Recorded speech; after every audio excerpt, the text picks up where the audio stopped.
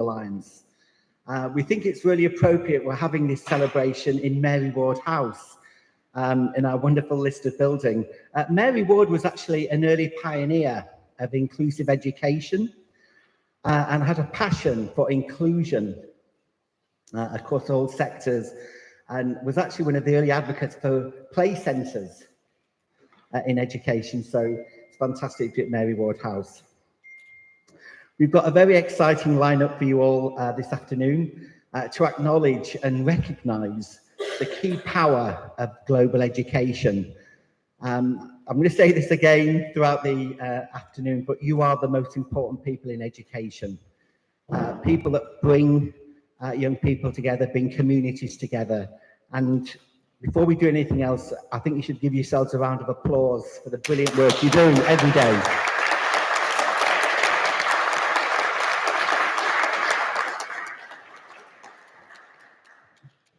There's some wonderful people that I've spent this week with, actually, on our leadership delegation. And I know that you've had a very full and busy week, but just to say a big thank you to our delegates, Jean-Marie, Ava, Joshua, Farouk, and Mr. Ali. Would you like to stand up and say hello to everyone? It's been wonderful to work with you this week.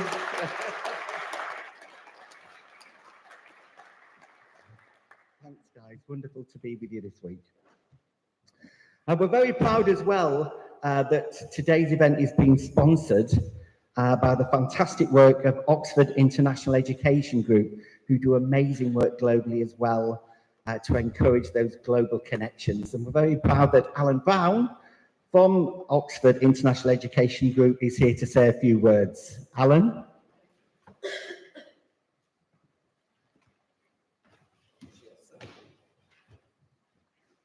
Thank you very much, John. I know we've only been 5 minutes, so it's a little bit early for a commercial break, but we are obviously sponsoring the afternoon here. I like to see ourselves more as partners or as an organisation that should be legitimately here rather than just a sort of commercial sponsor. So I feel we fit in. Now, I'm hoping that there'll be a presentation that I can talk against. There we go. Right, hello. So, we are from, well, my colleague Alex, give us a wave, Alex, down here, Alex Dean, and myself, Alan Brown. We're from an organisation, or a company called Oxford International Education Group. And we're basically a global education provider.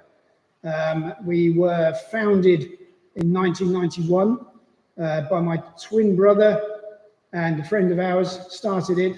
So it was 34 years ago. I joined 33 years ago. So we've been doing it for a long time, and growing the business and exploring sort of different areas, developing as we go along. And we had a little bit of help at the beginning of our corporate life, in that we had a loan from the now King Charles and the then Prince Charles with his Prince's Youth Business Trust.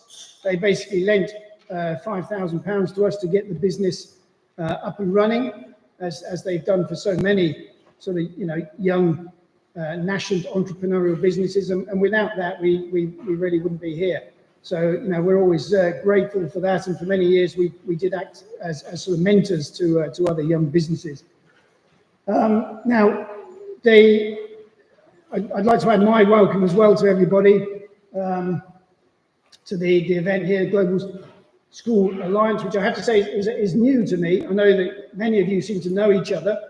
I know you've had events in Liverpool in the past and other places, and it's always nice to come and see a group of people that seem to reconnect and have a lot to talk about. So my question to start with is, what are we doing here? Well, we kind of see ourselves as very much as like-minded people. We're educators, we're education providers, and I'm always quite interested in about sort of company development and how organisations grow. And we've got quite a lot in common. We've both got globes. as our sort of core logos. And our kind of corporate taglines, or whatever you call them, you know, we work under the banner of education from an international world. You've got connecting global education. You know, it's all about bringing people, students, teachers, schools together, you know, which is exactly what we're here for. And, you know, our missions have a lot in common as well. We say we deliver innovative, high quality education and service to unlock opportunities and build partnerships. So again, it's all about trying to connect people. You know, we get passionate about building the tools, experience and networks to unite partnerships around the world. So there's a lot in common that I feel we have.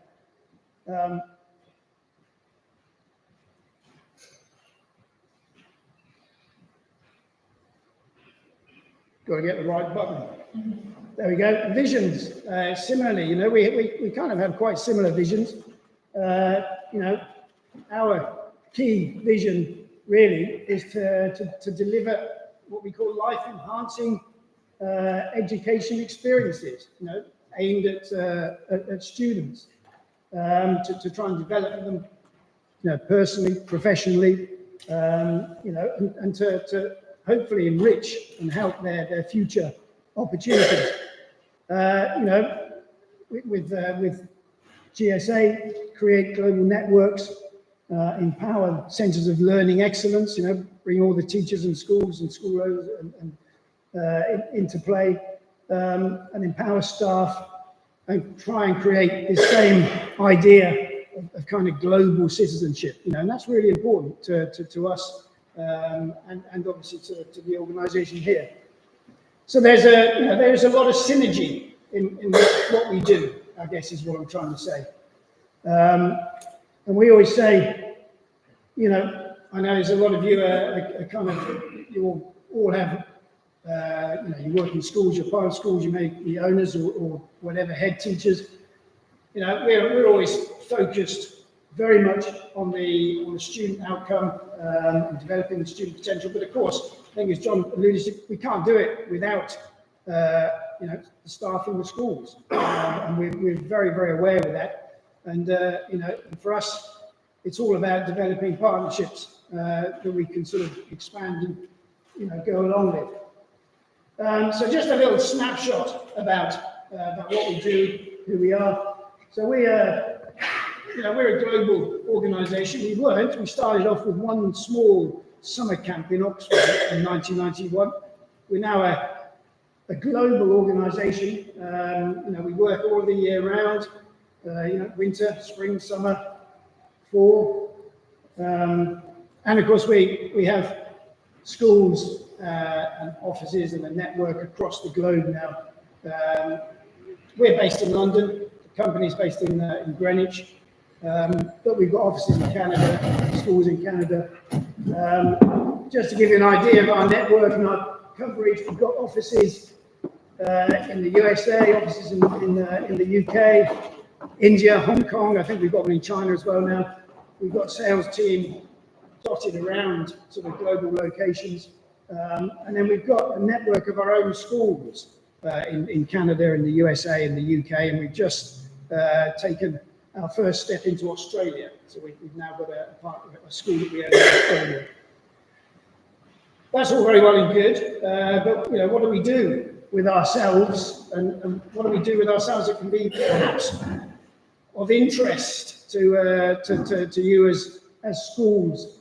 And that basically falls into three parts. We have three key parts to our business. We've got a digital institute, which essentially came out of COVID, you know, as so many businesses had issues with in COVID. We couldn't really do much. We were kind of static, and we started an online business which kind of exploded very, very, very rapidly, and is still going. And then we do a lot of language teaching, and we do a lot of higher education into universities. So just a little bit about our digital side. Let's see if I can go back. There we go. Like I said, this kind of came out of COVID, but it's developed very quickly. We did already do a lot of teacher training, sort of face-to-face mainly in our schools in the UK, and in the USA. And we took a lot of that online, and we now do sort of quite a few kind of, if you like, off-the-shelf courses, things like teaching teenagers, teaching young learners. These are kind of short courses that people can buy into. But we can do bespoke courses. We've done special courses for groups of teachers from Italy, from China, from Thailand. And then we work a lot with Trinity College in the UK, and we do the CERT TESOL and the DIP TESOL online. And that's actually part of the business now that is growing quite rapidly. We also do a lot of pre-university online courses, which again is the next step for perhaps kids after high school if they're looking to move into education in the US or in the UK, to do sort of an online preparation course as such. Something else that came out of COVID was, people couldn't do IELTS tests because they couldn't physically get to the schools because the schools were closed. So we developed an English language level test, the ELLT, which essentially is the same thing. It gives students a recognised level to enable them to further their studies. And it's brilliant. It's totally online, totally secure, uses very sophisticated AI, and it's growing enormously. Now there's a huge number of universities in the UK and the US that will accept this as a level for entry, in the same way IELTS and TOEFL are accepted. And we do a lot of work with our partner agencies and some partner schools with this, where they can white label it, they can use it to kind of test students as they go along or before they're looking to sort of move on to further education. Seem to have missed a few slides out. Hang on. What did you do? Oh, I've been told to stop. I will stop. Just to say that, like you, we've had an anniversary recently. Our higher education department, which is putting kids through into universities, has celebrated 10 years. And as part of that, our sort of promotional material carried this slogan, which is fostering the global community through international education. And that really is what we kind of want here. So thank you very much for that. I'll shut up and let's continue the conversation. We're here, Alex and I are here sort of all afternoon, so just come and have a chat if you want to talk about it. Thank you very much.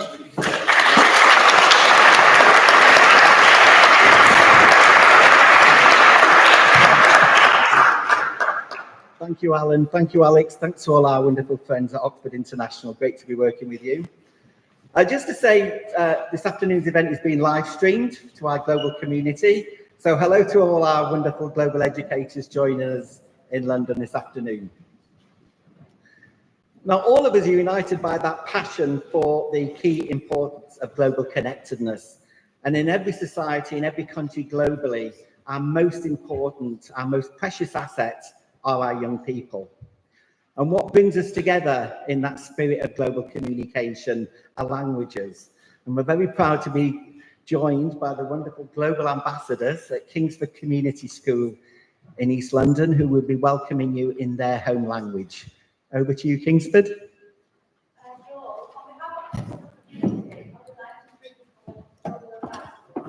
As already mentioned, Kingsford is a very vibrant and diverse school in East London, in Newham.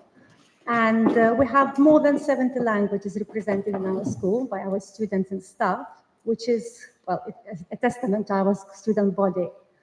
We believe in power of language and culture to unlock the doors, to enrich their lives, and to broaden horizons. So these young people standing in front of you is a true representation and is a shining example of our belief. Please welcome them and extend my warm welcome as well. Thank you. Good afternoon, my name is Piers and I'm from Lithuania. I would like to greet you in Lithuanian. Sveiki atvykę į GCA Benko jubiliejų šventę. Because Kingsford has been named the best Confucius classroom in the world, I would like to extend my welcome in Mandarin. 教育，欢迎参加庆祝学校年5年庆典活动。Good afternoon, everyone. My name is Kunyame and I'm from Nigeria. And I would like to greet you in Yoruba. Ẹ káàbọ̀ sí àjọ̀dún ọdún karùn-ún àjọṣepọ̀ gbogbo ilé-ìwé àgbáyé. My name is Faisal. I come from Pakistan. I would like to greet GSA fifth anniversary and global which one?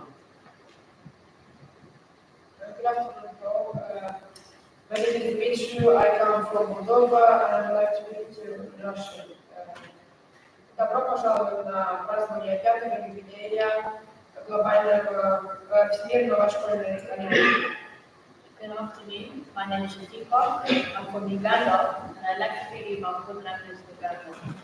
Sanjay Kebalaba, Sumuru, the Global Alliance.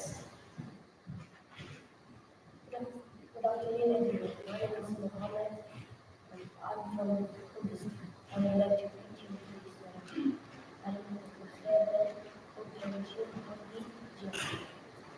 Hello everyone, my name is Ingrid Lee and I am from Vietnam, and so I would like to greet you in Vietnamese. Con chào mọi người tên Quách Thị. Good afternoon, everyone. My name is Nalan. I'm from Ghana, and I would like to greet you in Twi. Lema Amina Akwaba. Good afternoon, everyone. My name is Ayman. I'm from Algeria, and I would like to greet you in Arabic. Ahleen, marhaban ala Global School Alliance 5th anniversary celebration. Good afternoon, my name is Adna. I'm from India, and I would like to greet you in my language, Malayalam. This is the International University Swami. Good afternoon, everyone. My name is Alexander, and I am a Romanian student, and I would like to greet you in Romanian. Bine ați venit la celebrarea a 5-a aniversare a Alianței Școlilor Globale. Good afternoon. My name is Abigail. I'm from Nigeria, and I'd like to greet you in my home language, British Sign Language.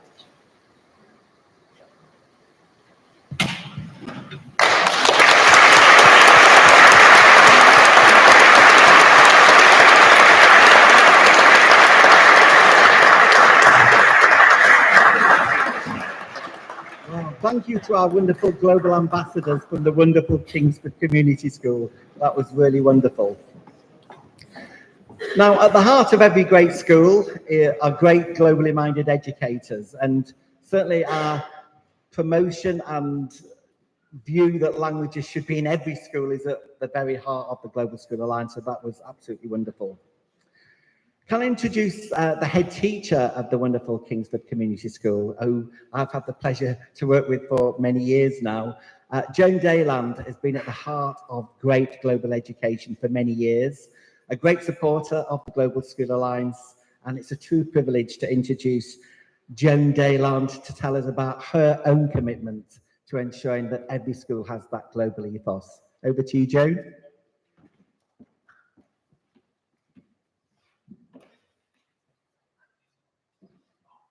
Thank you very much, John, and I owe a debt of gratitude to John because he's the person who introduced me to global education.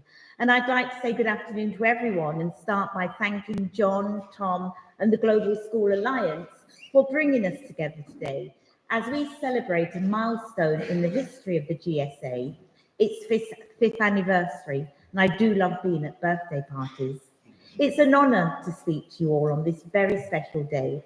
And it's been wonderful to be a part of this dynamic international family of educators over the past 5 years. It's also wonderful to be surrounded by so many people who understand the immense value and the transformative potential of international education. Being around those who are dedicated to instilling a global dimension and international ethos into the learning experience of the young people entrusted to our leadership, our education, and our care. The work that we are all doing to promote international education and its associated values of tolerance, understanding, and mutual respect has arguably never been more important than today. We live in a world facing unprecedented challenges, a world experiencing conflicts, disputes, and rising nationalist and isolationist sentiment. In such a climate, the work that the GSA and its affiliates are doing to build bridges between young people and overcome differences is of vital importance. And through this work, we have an opportunity to slowly change the world that we live in and build a brighter shared future. It is gratifying that despite this rather strange new world in which we currently find ourselves, it is still possible for us to gather together to celebrate global international partnerships and to celebrate international collaboration. I think it is a great reminder of the power that the international dimension of education brings in leveraging unity and friendship to overcome difference and division. However, despite the global challenges I've mentioned, young people today are coming of age in a world that is far more connected economically, socially, and culturally than it has ever been before. To succeed in such a world, it is imperative that young people have a robust global perspective and have knowledge and understanding about the many diverse peoples, places, and cultures that can be found around our world. At Kingsford Community School, we are a co-educational secondary school in East London where we have 1,500 11 to 16-year-olds. Over the past 24 years, I've had the honour of serving as the head. And at our school, we always strive to instill in our young people an awareness of their status and the importance of them being an ally and living the values of global citizens. As such, international work and the values of tolerance, understanding and mutual respect are at the heart of our curriculum and our educational philosophy.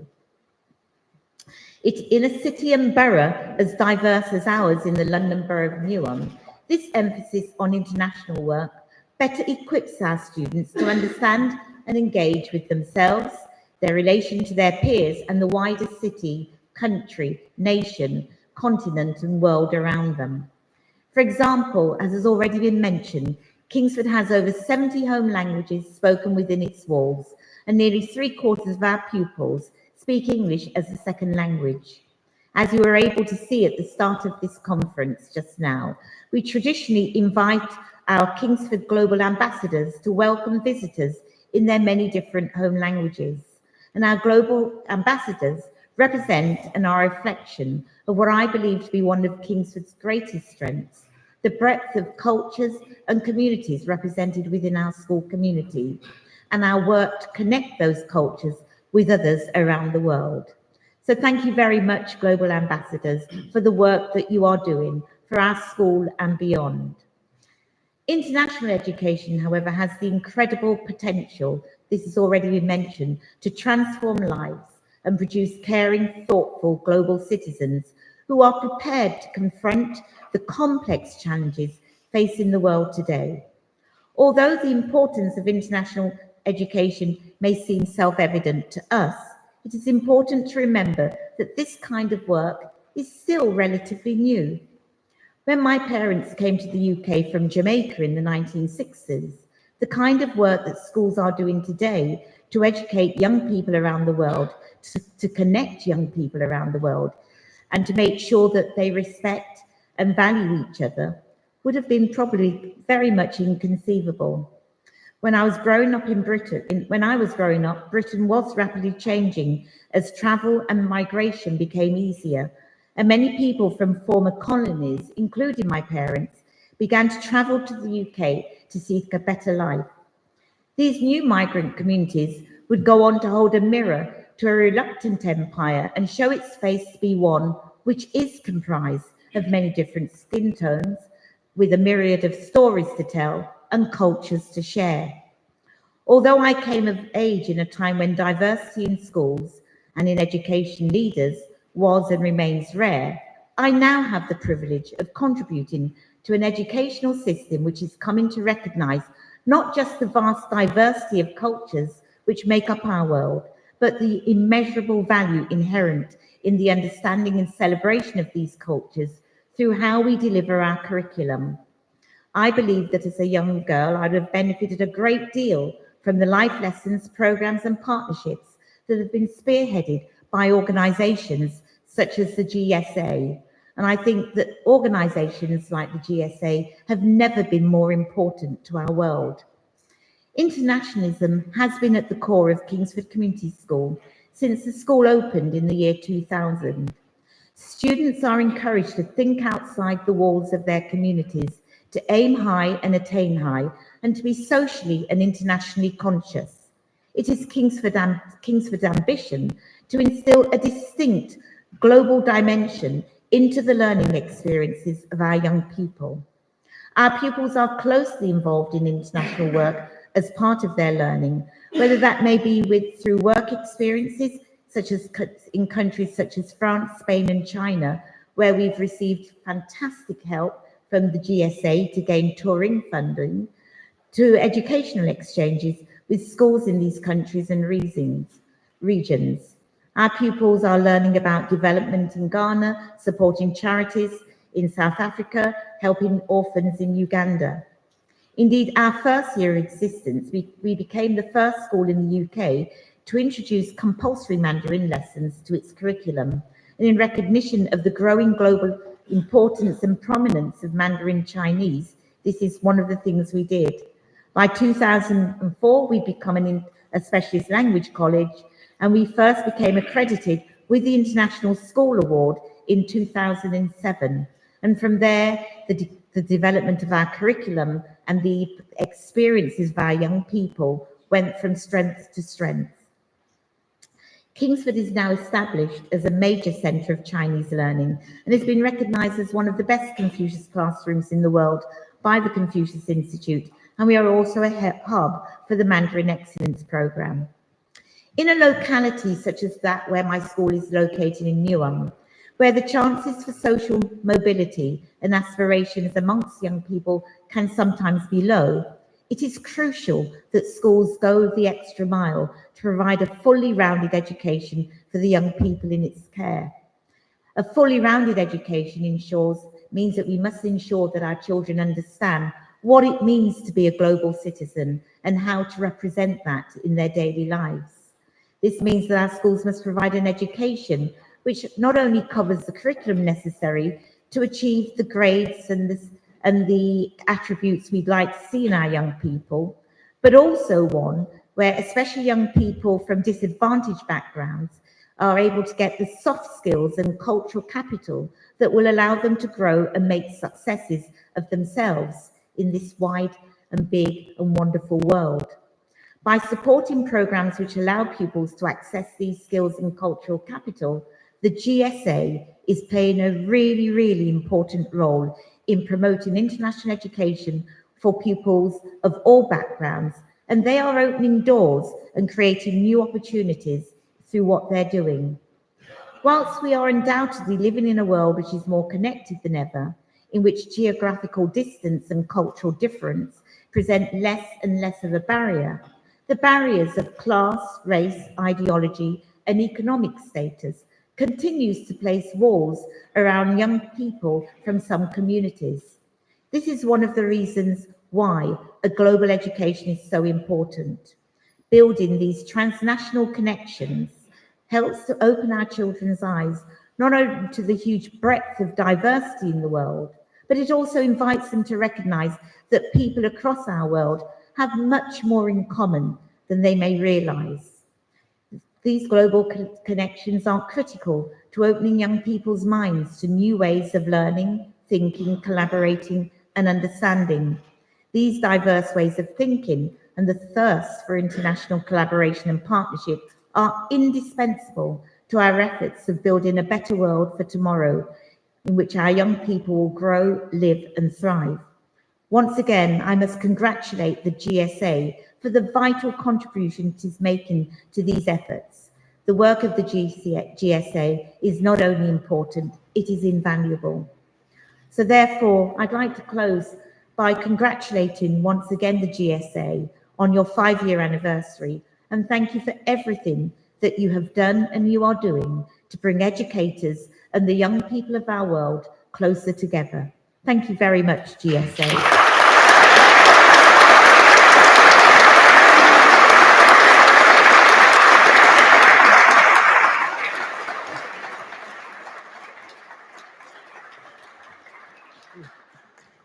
Thank you to the wonderful Joan, and we look forward to your 25th birthday next year. Going to be part of that. That's fantastic. Thank you. Always a privilege to work with you.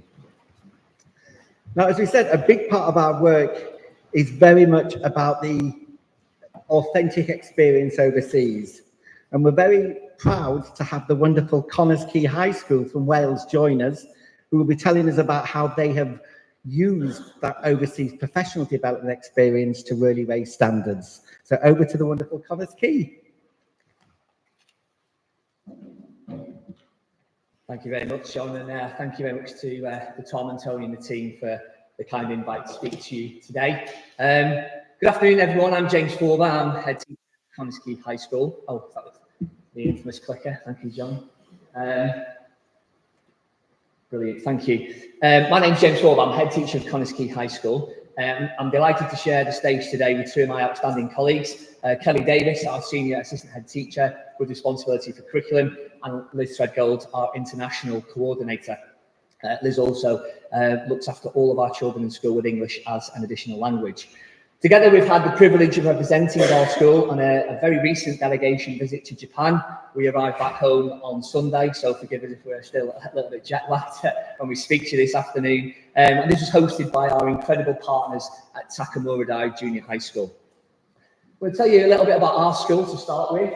At Connors Quay High School, we really do believe in fostering a caring community where every child has the chance to achieve their full potential. And I know all head teachers say that, but I really do mean that, and I'm very passionate about that. Our vision at Connors Quay High School is very clear. We aim to create a supportive, inclusive atmosphere that encourages each learner to aspire towards their academic, moral and social potential. We do this by placing a strong emphasis on responsibility, helping our learners develop the skills and ethics needed to thrive in an ever-evolving world. And of course, care, which is a fundamental value we hold, ensuring that a nurturing environment prioritises each learner's health, welfare, and overall well-being. By the time they leave us, our goal is for each young adult to possess not only the knowledge and skills they need, but also experiences that form the foundation of a bright, fulfilling future. Adding cultural exposure to us is essential to this process, and these international experiences enable a young person's development and are profoundly impactful, especially in a world currently grappling with division, conflict and uncertainty. Global unrest manifests itself currently in a variety of forms through political instability, global inequality or humanitarian crises. It's never been more vital to foster global awareness and understanding in our next generation. And of course, international travel plays a unique role in this process. It expands particularly our learners' horizons, enabling them to see life through new lenses, challenging assumptions that may stem from what many of our children have as limited perspectives. These experiences equip our students to engage with complex global issues thoughtfully and compassionately by seeing firsthand how different societies navigate challenges. Learners develop not only a broader worldwide view, but also the critical thinking skills and emotional intelligence needed to contribute positively to a more connected, inclusive future.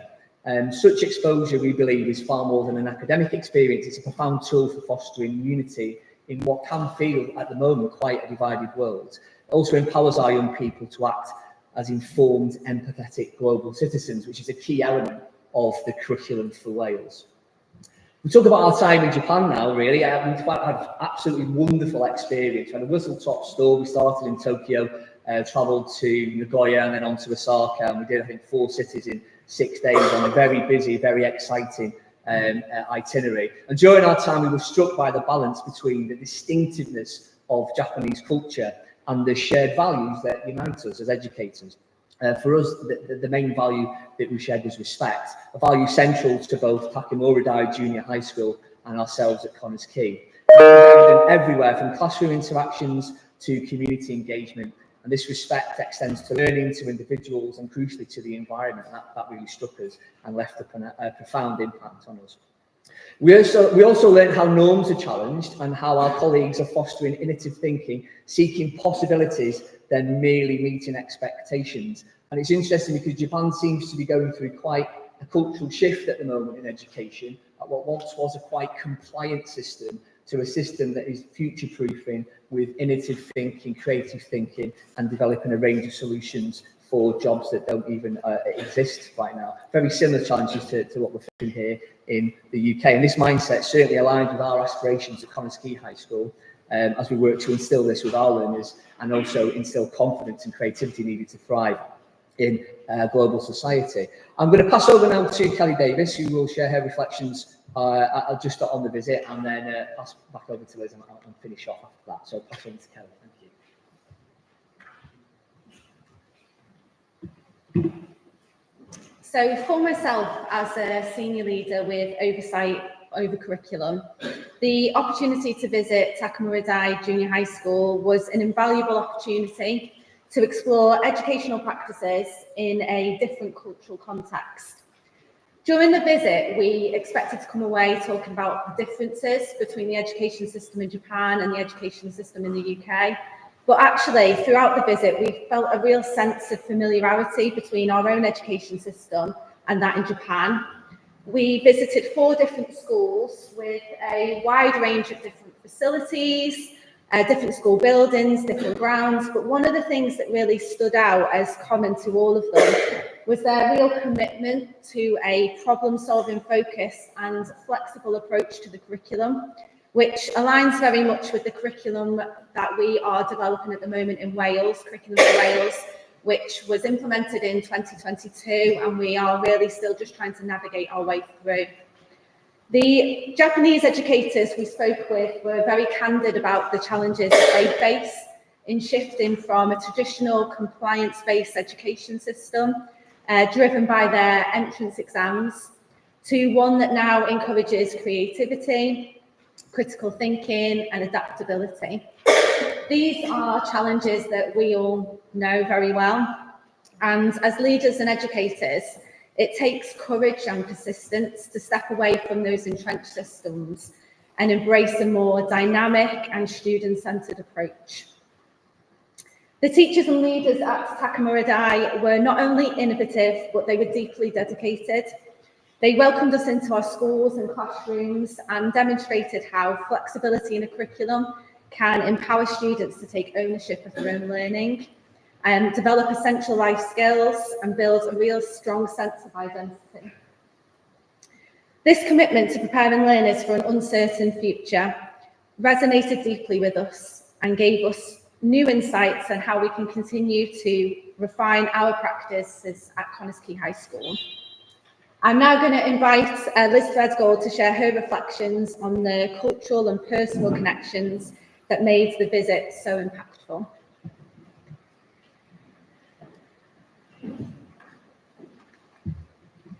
Pranam Dar, good afternoon. Thank you, Kelly. For me, one of the most powerful aspects of this visit was the human connections we formed. At the heart of this experience was the realisation that the children at Takamura Dai Junior High School were, in so many ways, just like our learners in North Wales. Their curiosity, kindness, and enthusiasm were unmistakable, whether it was during classroom activities, cultural exchanges, or simple conversations. We saw young people who shared the same dreams, aspirations, and potential as our own students. This sense of shared humanity was profoundly moving and reinforced the idea that no matter where we are in the world, education has the power to unite us. The International Club at Connors Quay High School has been instrumental in fostering these connections. Through collaborative projects, live lessons, and virtual meetups, our students have had the chance to form friendships with their peers in Japan. These interactions have not only deepened their understanding of different cultures, but also sparked a sense of curiosity and empathy that will stay with them for a lifetime. Personally, walking into a classroom on the other side of the world to see familiar faces was profoundly touching. A student who had participated in one of our live lessons told me that she'd recognised me straight away and was happy to meet me in person. She's excited to welcome my learners next June. Events like this make learning come alive. Another highlight was the culture of respect we witnessed at Takamuradi. This wasn't just a value expressed in words, it was woven into every interaction, every lesson and every activity. It reminded us of our own commitment to respect as a core value at Connors Quay High School and inspired us to think about how we can further embed this into our practices. Finally, I want to acknowledge the dedication of the teachers and senior leaders at Takamuradi. Their willingness to challenge norms, embrace possibilities and work tirelessly for their learners left a lasting impression on all of us. It was a powerful reminder that education is a universal mission and we all have much to learn from one another. I'll now hand you back to James to conclude and share our vision for the future of this incredible partnership. Thanks, Liz. So as we reflect on this journey, one thing is abundantly clear: the power of an international collaboration cannot be overstated. Witnessing the impact of shared experience on our learners and staff has been profoundly moving and has reaffirmed our commitment to global education. In June 2025, we greatly anticipate taking 20 of our learners to Japan, giving them the chance to experience firsthand the culture, traditions, and values that have inspired us so much. This life-changing experience would not be possible without the incredible support of the Global School Alliance. Their expertise and guidance, particularly around the complexities of the Turing funding, which for us was essential to give our learners this experience, have made opportunities like this a reality for us. To close, let me say this: our visit to Japan has been much more about education. It's been about connection, understanding, and possibility. It's reminded us that as educators, we have a unique opportunity to shape not just the minds of our students, but their perspective to the world. Together with partners like Takamuradi Junior High School and the GSA, we are proving that education knows no boundaries. Diolch yn fawr iawn. Thank you.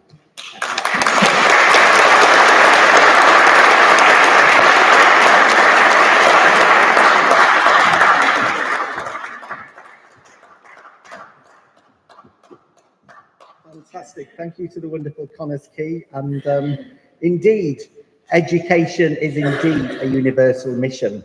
And something we're very proud of, the Global School Alliance, is very much that authentic engagement. So hosting students, actually giving young people the opportunity to have that face-to-face opportunity is something that we're very proud of and something that we're very keen to develop across the next few years. Now, there is a card in your bag to leave your details if you are also interested in hosting overseas students, because we'd be delighted to work with many, many more schools. But a wonderful school that we did work with fairly recently in East London was Bower Park Academy. And when we talk about bringing the world into your school, this is very much that authentic engagement. And they did a fantastic job, the wonderful Eddie Aylett and Laura O'Neill, hosting a group of students from China, and they'll be telling you about the real benefits of that. So over to the wonderful Bower Park.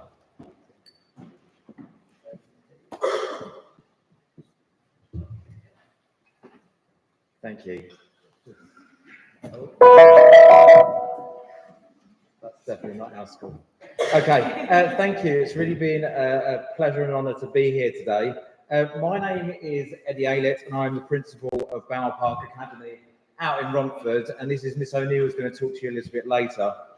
And I've been the principal for just over a year and a half, but I have been at the school for 15 years, so I know the clientele and the demographic very, very well. And thank you for the GSC for being here, and also for our guests that we hosted this morning. It was really lovely to see you here and at school this morning. So I went into teaching, and in terms of travel, I've been inspired by my family. My mother was a teacher, my twin brother is a teacher, and my sister, who's in the second row, Sally, she's a deputy head teacher at a local school to us as well. And I began my career leading overseas trips with a company called NST. And it was then that I had the first-hand approach and saw the profound effects that travel has on young minds. I think students return from these experiences more confident, culturally aware, inspired, and that really kind of ignited a passion in me. And that spark ignited a commitment within me. to make travel opportunities accessible to students, no matter what the obstacles. And within my demographic and my students' demographic, there's quite a lot of obstacles that we need to hurdle through. So reflecting on my time at Bowell Park, I've seen how these learning outside the classroom shapes students, their character, and their worldwide view.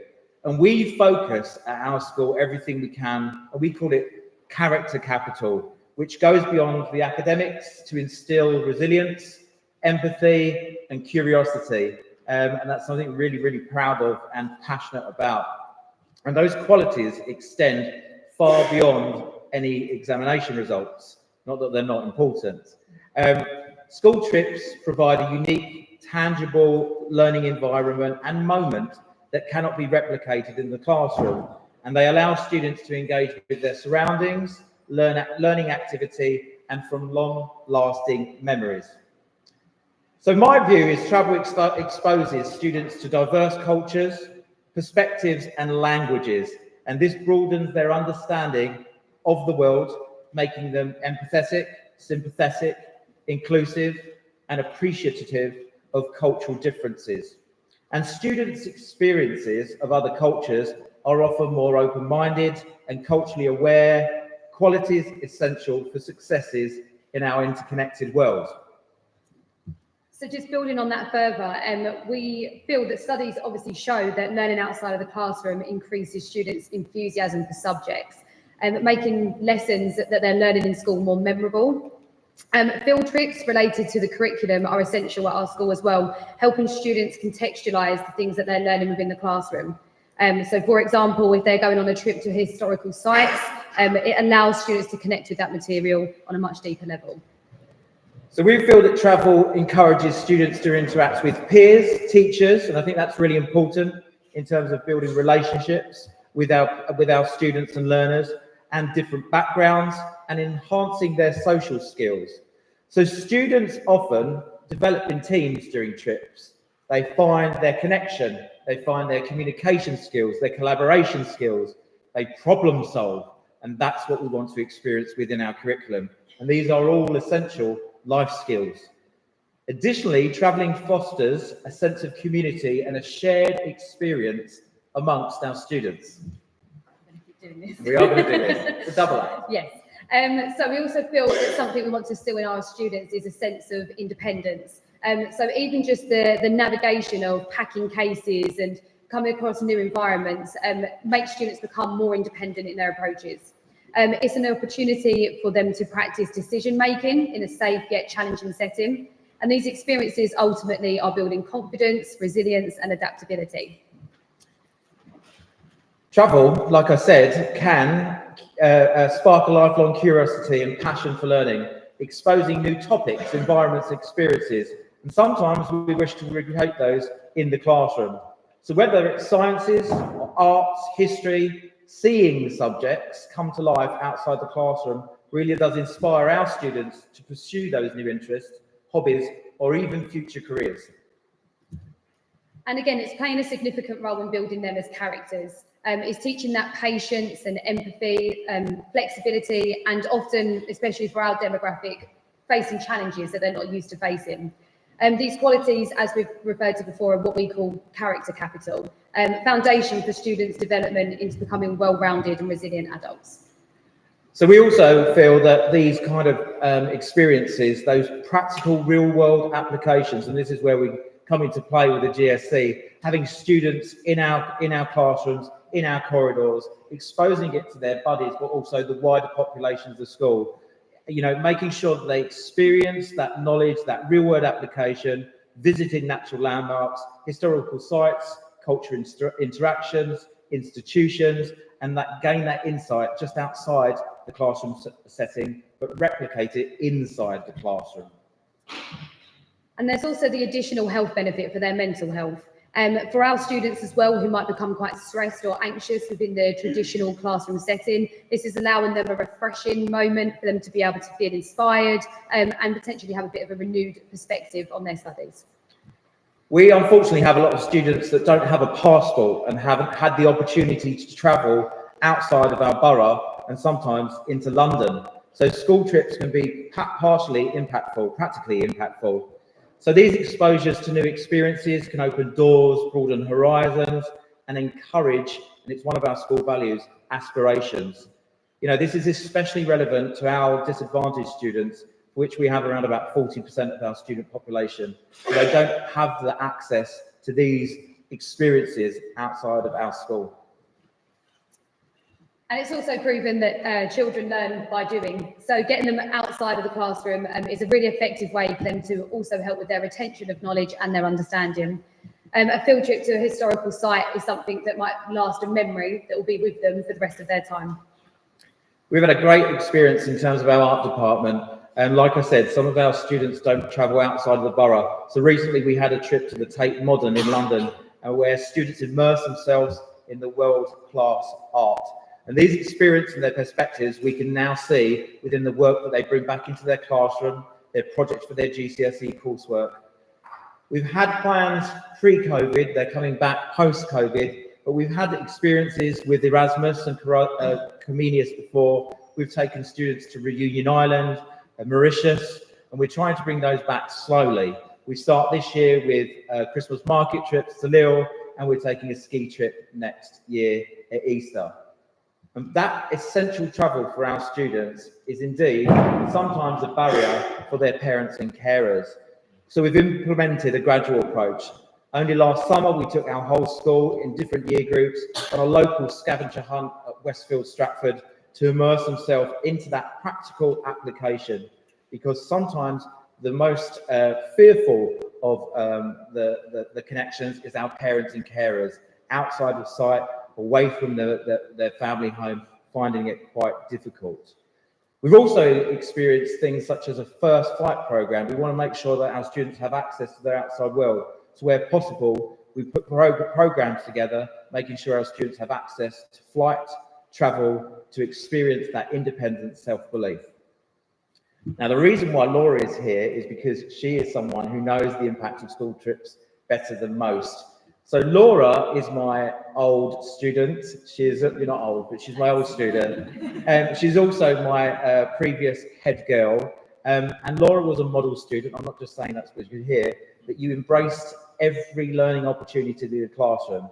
Now she's returned to the school. She's head of sociology. She's an excellent English teacher. She's one of our pupil premium champions for higher primary attainers.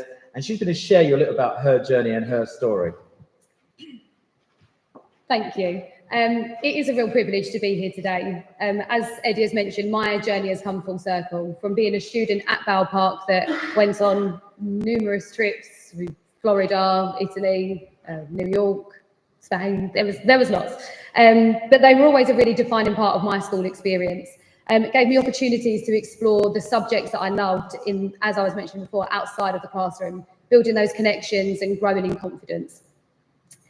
These experiences inspired me not just to pursue my studies, but also to come back to Bowell Park, where I know, John, you asked me earlier, does it feel different at the school? And I said, there's something in the Bowell Park energy that draws you back. And I think for me, there was this sense that I wanted to come back and relive and give other students what I know I had benefited from.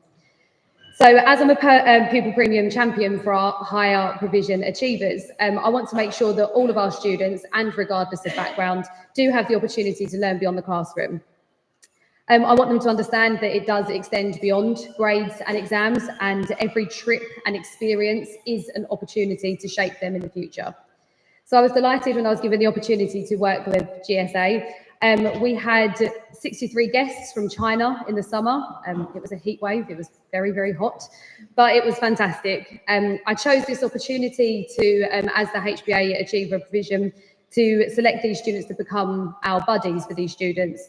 And they were absolutely fantastic, and they just immersed themselves in the experience.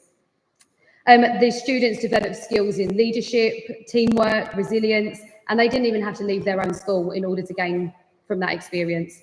It was an incredibly rewarding experience for me as well, to watch students grow in confidence, learn about a completely different culture, and to essentially make friends for life. A lot of them still talk about the fact that they are in contact with them, and that's a really, really important lesson for our students to learn. So thank you very much for having me. We're very excited that we're hosting again in the summer next year, because we truly believe, and I truly believe in the school and its vision, that we transform lives, and that's through opportunities, experience, a sense of belonging. And I believe and feel that when students feel they have a connection, be it in school, wider, global, is where we get the students' full potential. So it was really a privilege to be here to celebrate your birthday. And we hope there's many more to come, and we hope to be a part of that journey as well. Thank you very much.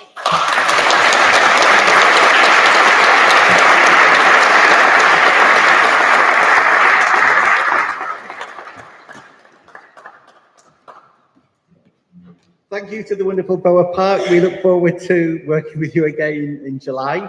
And as we said, hosting overseas students is a big part of our work. So we'd be delighted to work with many, many more schools. So if your own school's interested in hosting, do leave us your details and we'll be in touch with you, because it's a really powerful experience. Thank you for that.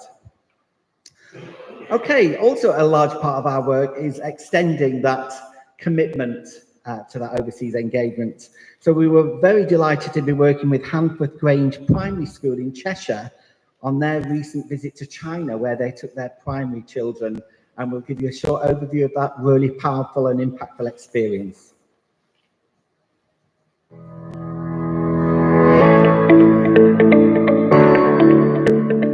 We were looking at ways of introducing children to sort of global citizenship and widening their perspectives of the world. So we were looking at ways to increase children's knowledge of different cultures and religions and beliefs linked to our No Outsiders ethos as well. I was nervous because I was leaving my family and my little sister. But I was really excited to see the culture of China and see my partner's school. I felt quite excited because I hadn't been on a plane abroad from home before ever. As soon as we got there, we could feel the temperature difference. I was quite nervous when we were going down in the bus to the school. But then when we got there, before we even stepped into the building, we had like flowers being given to us, and then there was this performance and dance that was like presented. We got like gifts before we even stepped in. And everyone was so lovely and so welcoming. They couldn't do enough for you. Yeah, it's really interesting having a look around the school and like seeing the similarities and differences between like our school day and theirs. I mean, the school was huge. Yeah, it was a lot bigger than this one. It had like the playground. I'm pretty sure it had 2 playgrounds actually, with like a giant sports bit. It had like a giant track and everything. On the first day, we did a lot of sightseeing. We went around markets and we went to this big cathedral, which was like really beautiful. And we also went to the beach on the last day, and that was really good. And the water was really clear, and it was really hot and sunny, and I liked that too. It was really nice to know a bit about the Spanish culture and like learn about like the foods they eat and how they dress, like traditional outfits and things like that. I think my favourite part was definitely seeing the kids and making new friends. I met lots of friends when I went to the partner school. My buddy helped me a lot and showed me around the school, and he also taught me a bit of Mandarin. It has made me want to learn more languages, because then you can understand like the names of places or the places at them. I think I felt more confident in the Spanish lessons because we do Spanish lessons at school, and I think that kind of helped because I had been to Spain, so I could understand like how you pronounce everything from like just the students talking to each other. I wanted to learn from them actually. I read a Chinese poem out to my class, and ever since I got back, I'm still learning Mandarin now. I think it's really interesting to like go around the world and like compare cultures and traditions and like celebrations and how they do it, and then read it. I think it's important to understand different places of the world, because you might have family or friends or somebody you know that's from a different part of the world, and you can connect with more people if you know where they live and where they come from. Continuously going to school in the same area with the same people, so they don't often go and make new friends. So just the growth in confidence more than anything, I think, was the biggest thing, and actually their enthusiasm from being out of their normal environment was a really nice thing to see. I felt a lot more confident because I mean it's like the first time I'd been to like a completely different place with that amount of time without my parents. It made me more like, I guess a bit less scared to do like anything really. I would just tell him like it's amazing like opportunity and experience. So you might feel a bit nervous or scared, but when you get there, just like really take it all in and like enjoy yourself. Yeah, I feel like a new person because I've been on this whole opportunity and then it had kind of changed my life.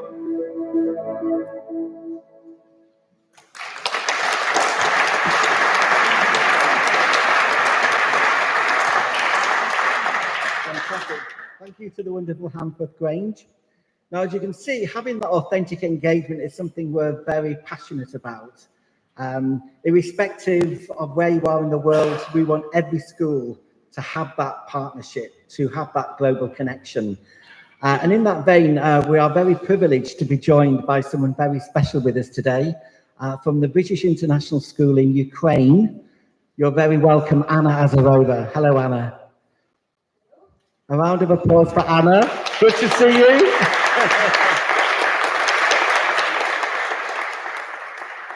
Our thoughts and best wishes to everyone at your wonderful school. Okay, so it's been an amazing 5 years of learning together, of celebrating school partnerships.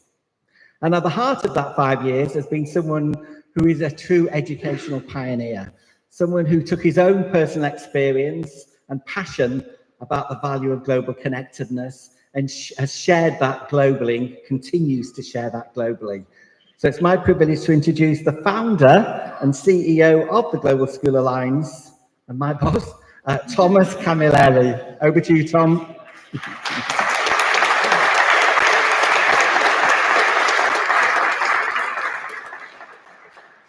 you very much, John. I now understand why you're being so nice to me with that last sentence. So guys, I'm going to keep this fairly brief. We've got two slides, effectively where we have come to this point in 2024 and then what we're expecting next year. But before I get into that, I was thinking, trying to figure out, again, I'll give you a bit of a personal intro as well because I've met all of you today, and really thinking where all this kind of came from for me. And I don't think I've shared this officially yet, but again, with a surname like Camilleri and conversations within the family, I'm trying to figure out, you know, I was very, very privileged and lucky to go to a secondary school that, again, gave me all these great opportunities and really, you know, I received the gift of being able to engage in these programs. But really think about kind of like where that interest and inspiration kind of came from. I'm thinking back to, again, my grandparents, who, again, speaking to them, they were, so Camilleri is a Maltese name, but my grandparents on my dad's side were all born in Alexandria. And so we had Maltese engineers that ended up in Alexandria, that ended up working on the Suez Canal, which then, when all that went a bit sideways, they found themselves actually in the northwest of the UK. And so I think from being a small person, all those many years ago, I think I came out about 3 foot.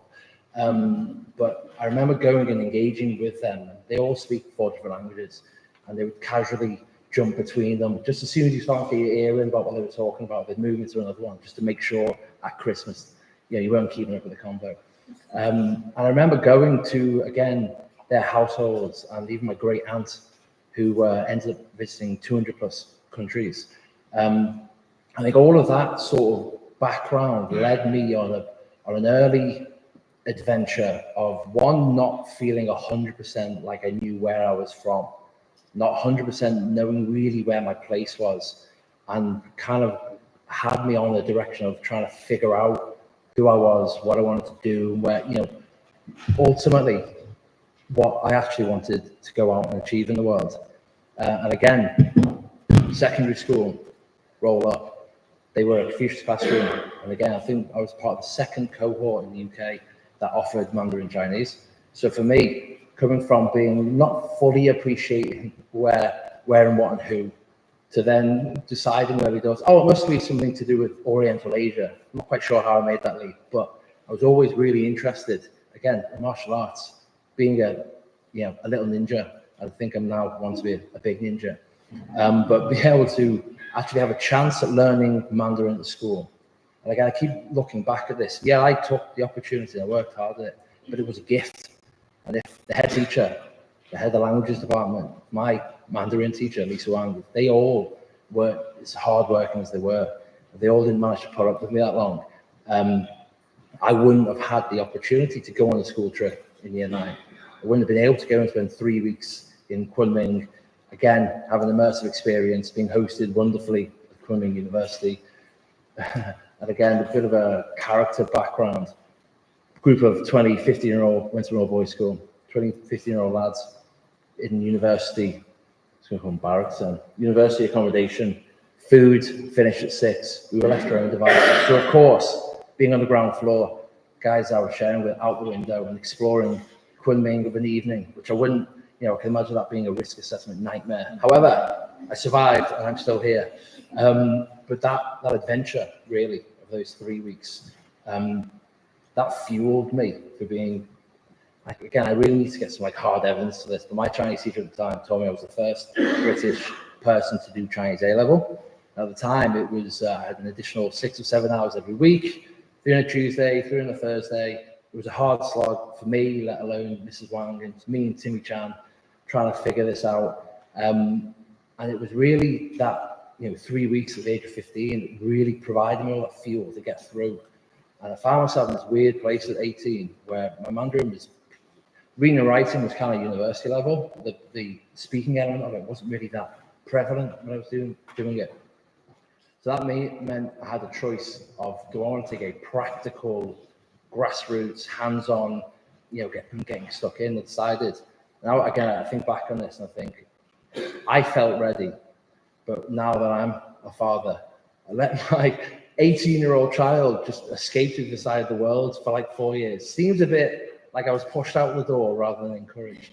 But it was, it was all of that and the welcome I got in China and, the experience of working with education and at all levels. And when I had to come back to the UK, the whole GSA, the whole kind of premise behind it really came, and similar to Laura's story, in fact, that I didn't realize how fortunate I was. I didn't realize that I could have gone to a different school and my life would have been ultimately potentially very, very different. And being able to really provide a similar opportunity to schools. And I know it's a real pain in the backside. It's often really, really difficult. There's often, 12-month, 18-month projects. There's lots of moving parts. There's lots of admin, lots of key stakeholders. And if we're a lot of the schools that we work with, you're spending sensible money to go to the other side of the world. Often we're very small people. The amount of key stakeholders you've got to get on side, including the parents, including the board of governors, including the head teacher, every man and his dog needs to kind of be on board. And I understand that it's tricky. So we've really, especially post-COVID, really come together. And I am, I stand tonight and me and John make all the fun speeches. But the reality of the situation is we have an awesome growing team of people who are equally passionate about making these things happen. And it's a real team effort. And I think from our point of view, it really is, the Oxford International guys, they also echoed this statement that it really is about the student outcomes.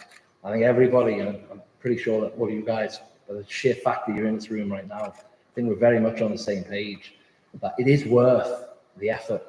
And ultimately is, it's not always easy, but when you see your videos of these kids, and you guys aren't in the group chat at the minute on WhatsApp, but the amount of guys who are holding back the tears, really, really engaged by some of the feedback we get from children. It's amazing. And it really is, again, fuel to help us continue on the mission. Now, on that mission, 2024 has been super exciting for us to date. Now we are seeing the community size growing. So bear in mind, the whole kind of online side that we did really launched in COVID as well. Now 15,000 members, educators from all over the planet, 142 countries that we're now in. Students that have traveled in the past 12 months, about 1,700. We will be seeing probably about 4,000 to 4,500 kids traveling all around the world over the next 6 to 12 months, which again, is one, super terrifying, and two, super exciting all at the same time. One thing that I am very proud of is the fact that we have a member of the team, Tony, who is in fact shock horror, my mother. She is arguably one of either the top three, or I would argue that the best expert in the country at the minute at the Turing funding. There are lots of schools that we work with from all sorts of backgrounds. That getting that funding is paramount to be able to facilitate a lot of these trips. And she has successfully supported over 70 schools, raising over £2 million worth of funding. So I actually think,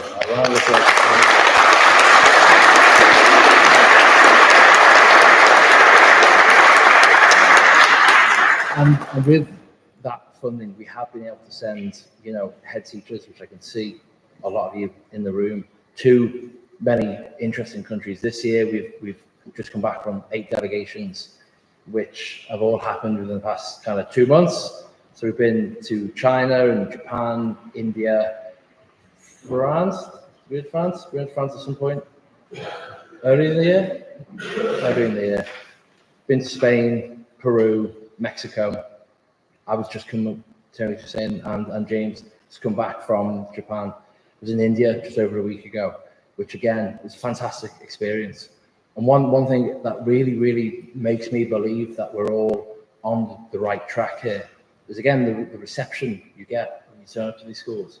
And a lot of the time, just like yourselves, being able to see somebody make all that effort just to spend some time together with you, to understand you as a person, education as a vocation and an industry, like culturally, linguistically, like it's really quite rewarding. And it fills me, again, with pride that my job is super easy when I'm working with people like you, because you all bring that energy with you.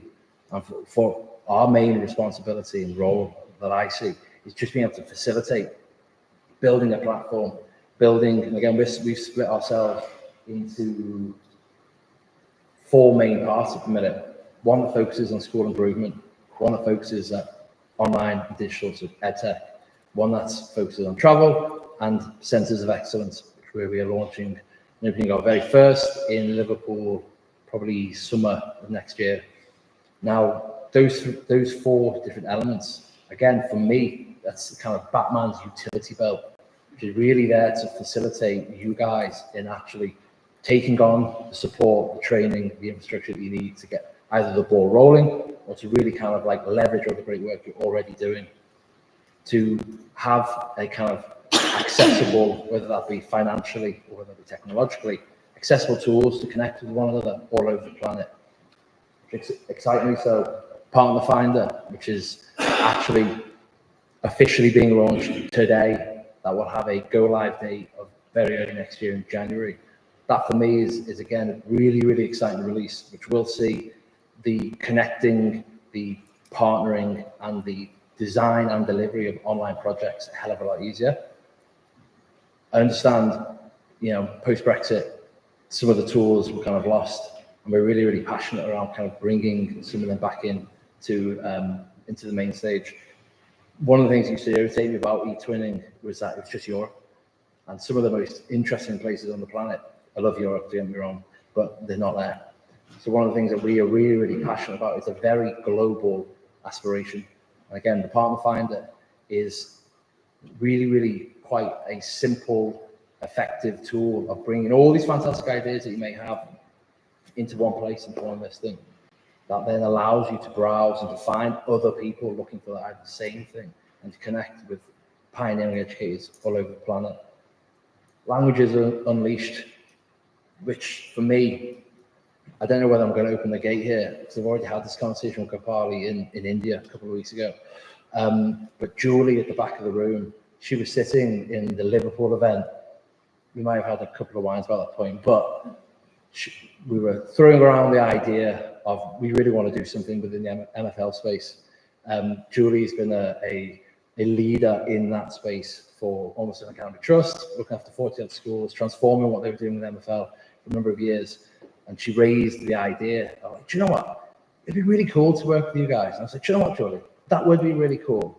And since that conversation in May, we've now come together, and she's been fantastic of taking what, the mission that the GSA is all about, and taking her expertise and pulling it into something that is going to be, one, very, very practical, and two, can connect the what you have to do in the classroom with what global citizenship could look like and fill in the kind of dots in between.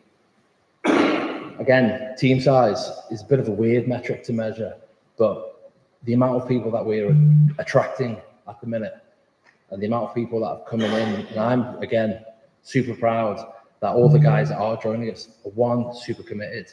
And you'll meet a lot of them today. Yeah. If you ask them how long they've been working with GSA, you'll get anything from like a week. I think Laura at the back, this is her second week, all the way through to Tony, who's back from 1942. But you know, there's a momentum that we are building.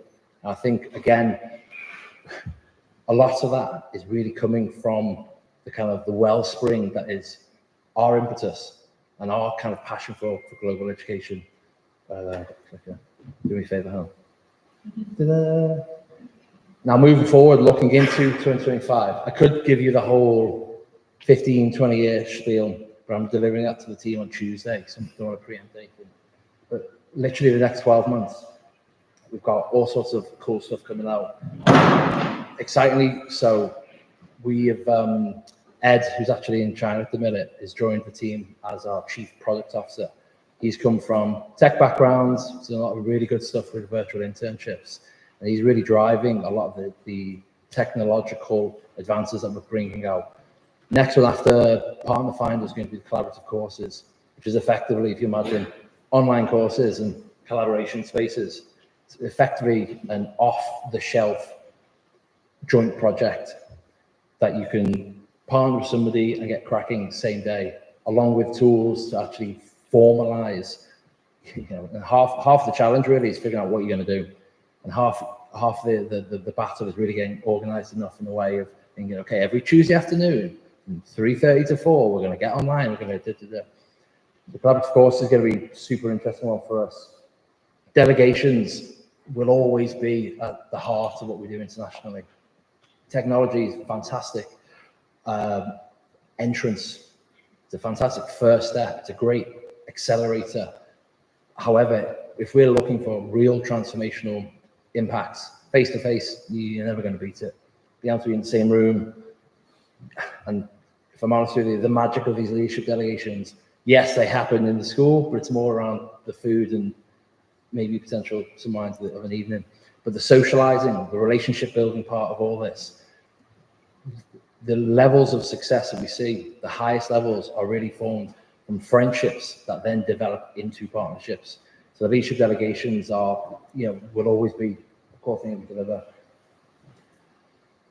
There's been a lot of organizations previously that have taken quite a leading role in financing and funding and making these things possible. A lot of those institutions aren't doing a great deal as much as they potentially might have done previously, and trying to be as PC as possible here.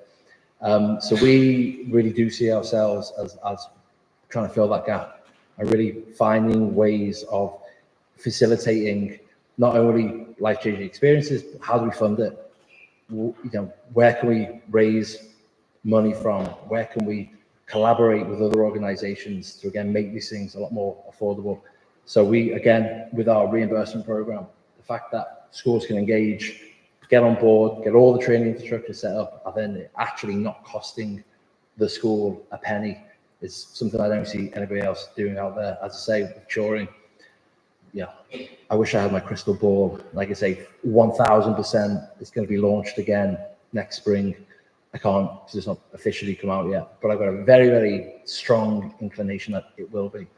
And as soon as it does, you know that Tony's going to be right there to help you guys actually fill in your applications and make these things work. Once again, within the hosting and the partnerships, we find ourselves in a very fortunate position that we're actually pretty good at what we do.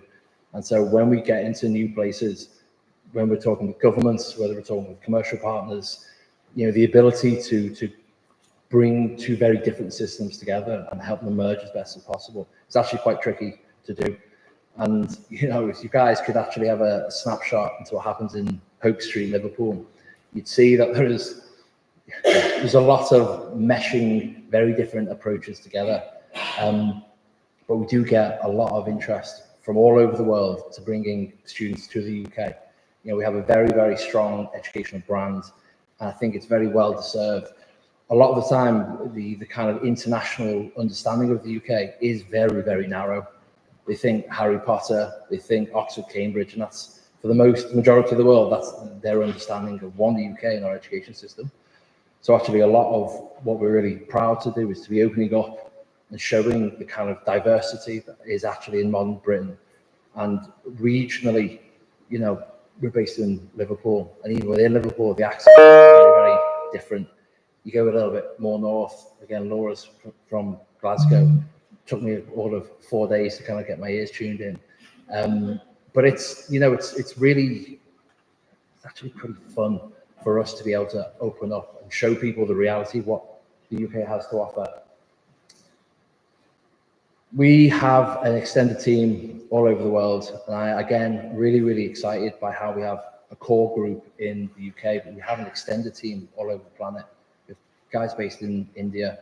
We have kind of an ambassador and consultant network, along with commercial partners in a lot of different countries in the UK. India, for me, is a really exciting one, because there's lots of real good intention there, but not loads of easy kind of channels for that to be explored through. So within, again, the next 12 months, I can see there's going to be a lot more GSA guys on site to help you out. Very excitingly, Chinatown, Liverpool, we've just secured two, for all my sins, grade 2 listed buildings, which are being converted into our very first Centre of Excellence, which is a combination of effectively accommodation, multifunction space, and most importantly, it's going to be Chinese food, baijiu, and a tea house. So not that they're my favorite things or anything, but they're my favorite things. So again, you know, we're super stoked at what we'll be able to deliver ourselves. But another exciting development for us is, as you know, we are taking center stage, really driving this thing forward. Collaborations with people like Oxford International. We've got programs with F1 schools for STEM, anything summer camp related. These guys, you know, they've been in the game a very, very long time. Very professional team all over the planet. So again, you know, we are, you know, walking our own talk. That's the phrase. With partnerships and collaborations is the key to really leveraging, you know, being able to deliver on these big promises. So I'm, for one, very excited for the next 12 months and beyond. One thing I will finish on is that, very importantly, we have a number of hours of these speeches, but we also have equal amount of time for food and drink later. So I do hope that we take this opportunity, again, building friendships, building relationships, for me, is the fun bit. And I hope to catch up with you all later. Thank you so much.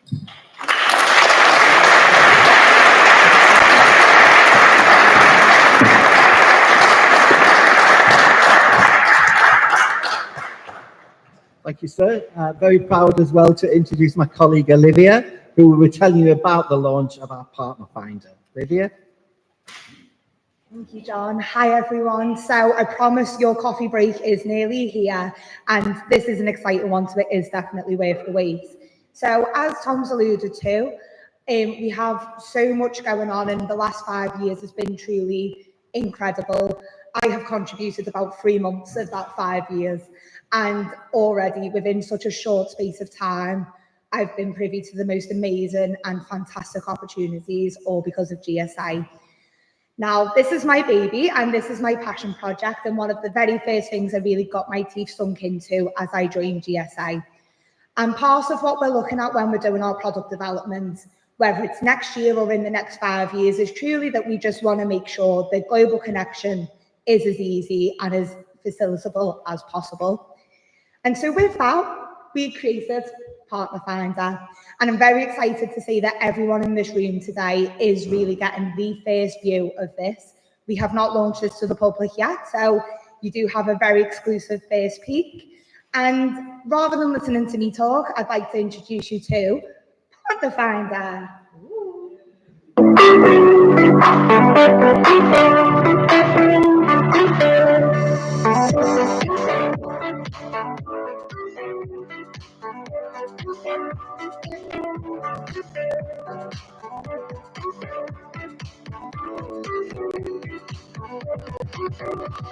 So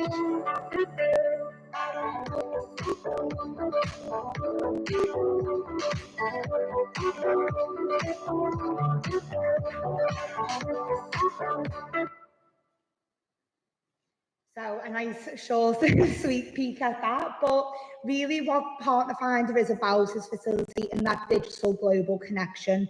So where travel may not always be feasible and where projects may be one-off or smaller term, what Partner Finder will allow you to do is to still connect with schools, but completely with so much ease. It's all digital and you'll be able to find schools directly with the requirements that you're after, whether that's specifically a French-speaking school, whether that's, you know, a single-sex school, you'll be able to find everything you need by just going onto the platform. It essentially works as a directory, and then we allow you to connect with the schools that match your requirements. So it is really an exciting launch for next year. And what we have in store for everyone today, you will be able to get 50% off just by joining our waitlist today. Costs absolutely nothing to join the waitlist. This is feeling a bit very like teleshopping, but you can join for 50% off today. There's a QR code here, but don't worry, it is also in your pack as well. So if you don't want to get your phones out straight away, then you will be able to get this in the information pack you've received today. But again, it is really such an exciting tool that we're really happy to introduce to you today.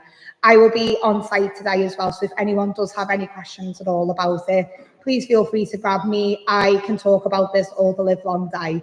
So please do grab me if you have any questions, but I will not keep you from your coffees and your teas much longer. So thank you very much, guys. Thank you.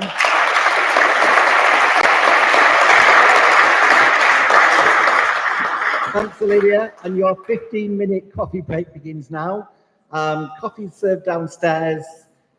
Do obviously an opportunity for comfort breaks, etc. See you back here in 15 minutes. Thanks for all your attention thus far. See you soon. Cheers.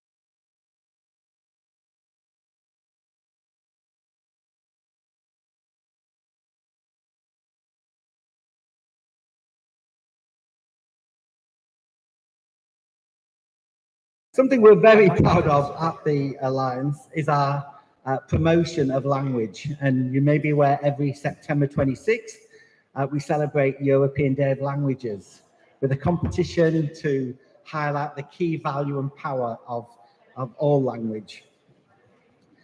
Now, this year's winner was absolutely outstanding and brought together the value of music and language and global connectedness. And in the spirit of that, we're actually delighted that the winner of that competition, Ellie from Moulsham High School in Chelmsford, can join us to perform her winning song, The Language for Peace. You're very welcome, Ellie, if you want to come up and perform your song.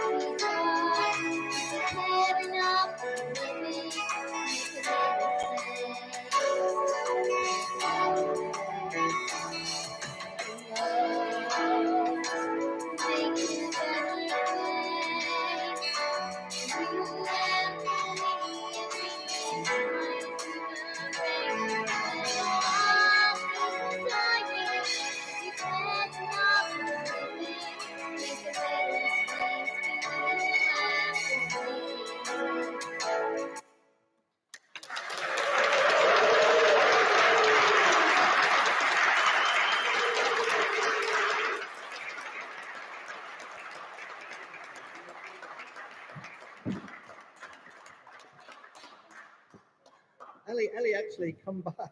Okay, wasn't that fantastic, ladies and gentlemen?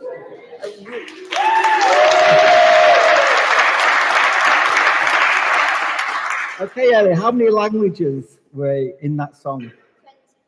24 languages. Really fantastic. So on behalf of us all at the Global School Alliance, to a very special global citizen, Ellie, congratulations.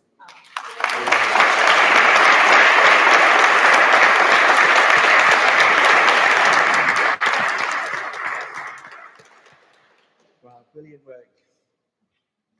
Okay, moving on now. We're very proud to be working with the amazing people at the Council of British International Schools, COBIS, for their incredible support for powerful, impactful global collaboration. Communication is something we're very proud of to work with and to learn from. So representing them, we're very proud to have Colin Bell, the CEO of COBIS, who will be telling you more about their great work. Over to you, Colin.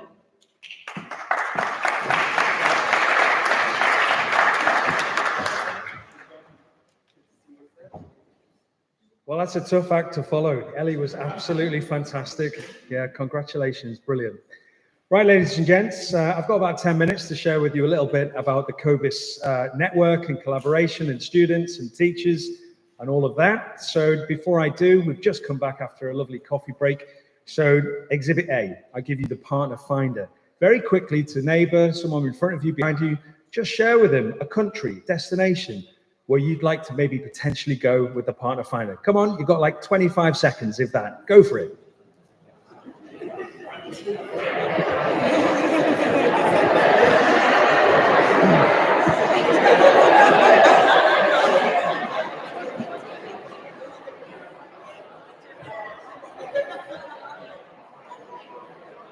Okay, that's great.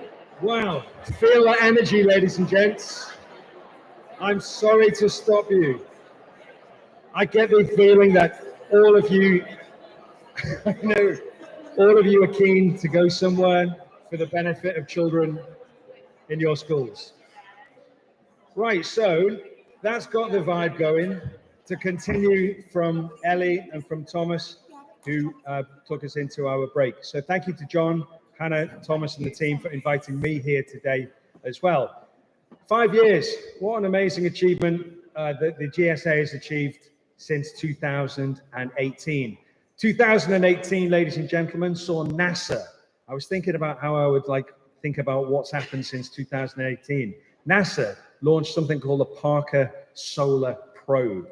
And this had the ambitious vision of getting close to touch the sun, with studies about energetic particles, examining the acceleration of solar wind to actually pass inside solar explosions, a very ambitious project.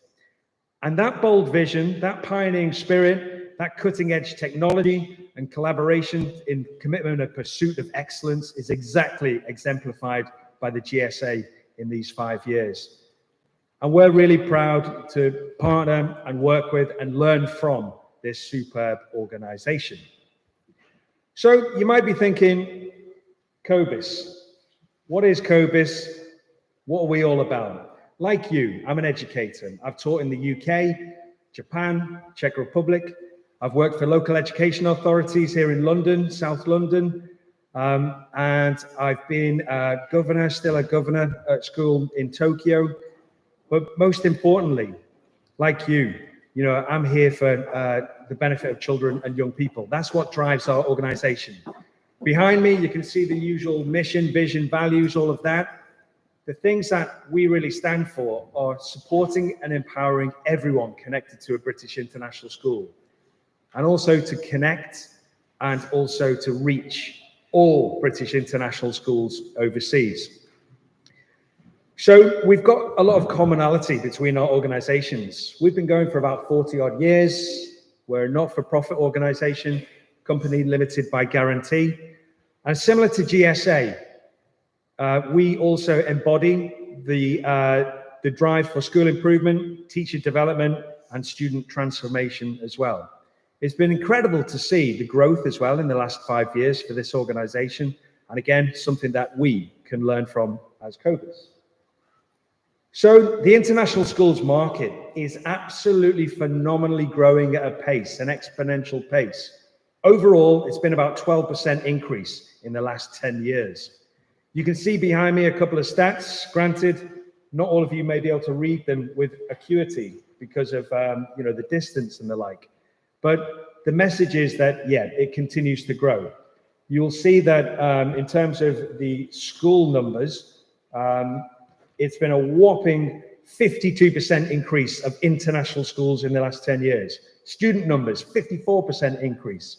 Staff, 60% increase. Goodness me, if this market continues to grow, where will all those teachers and leaders and support staff come from?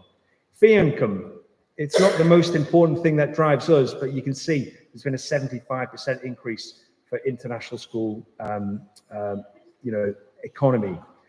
So 57% of all international schools are actually in Asia, and that number continues to grow as well.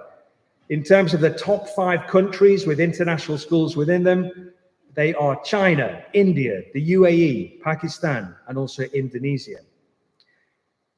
It might be of interest as well that the UK curriculum forms about 42% of all international schools.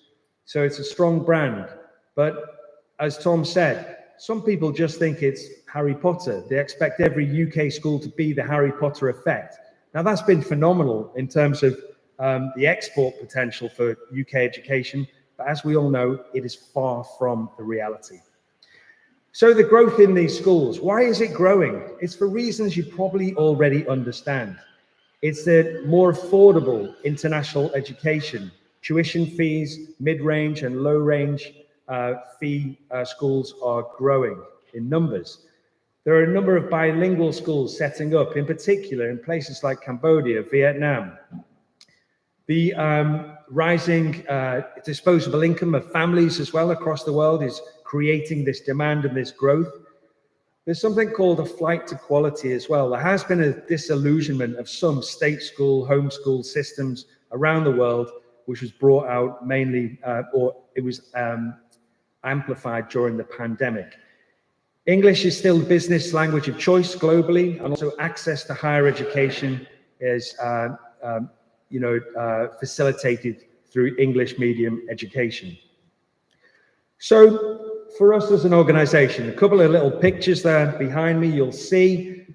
So our network is for British international schools. It isn't as diverse, granted, as GSA, but it certainly is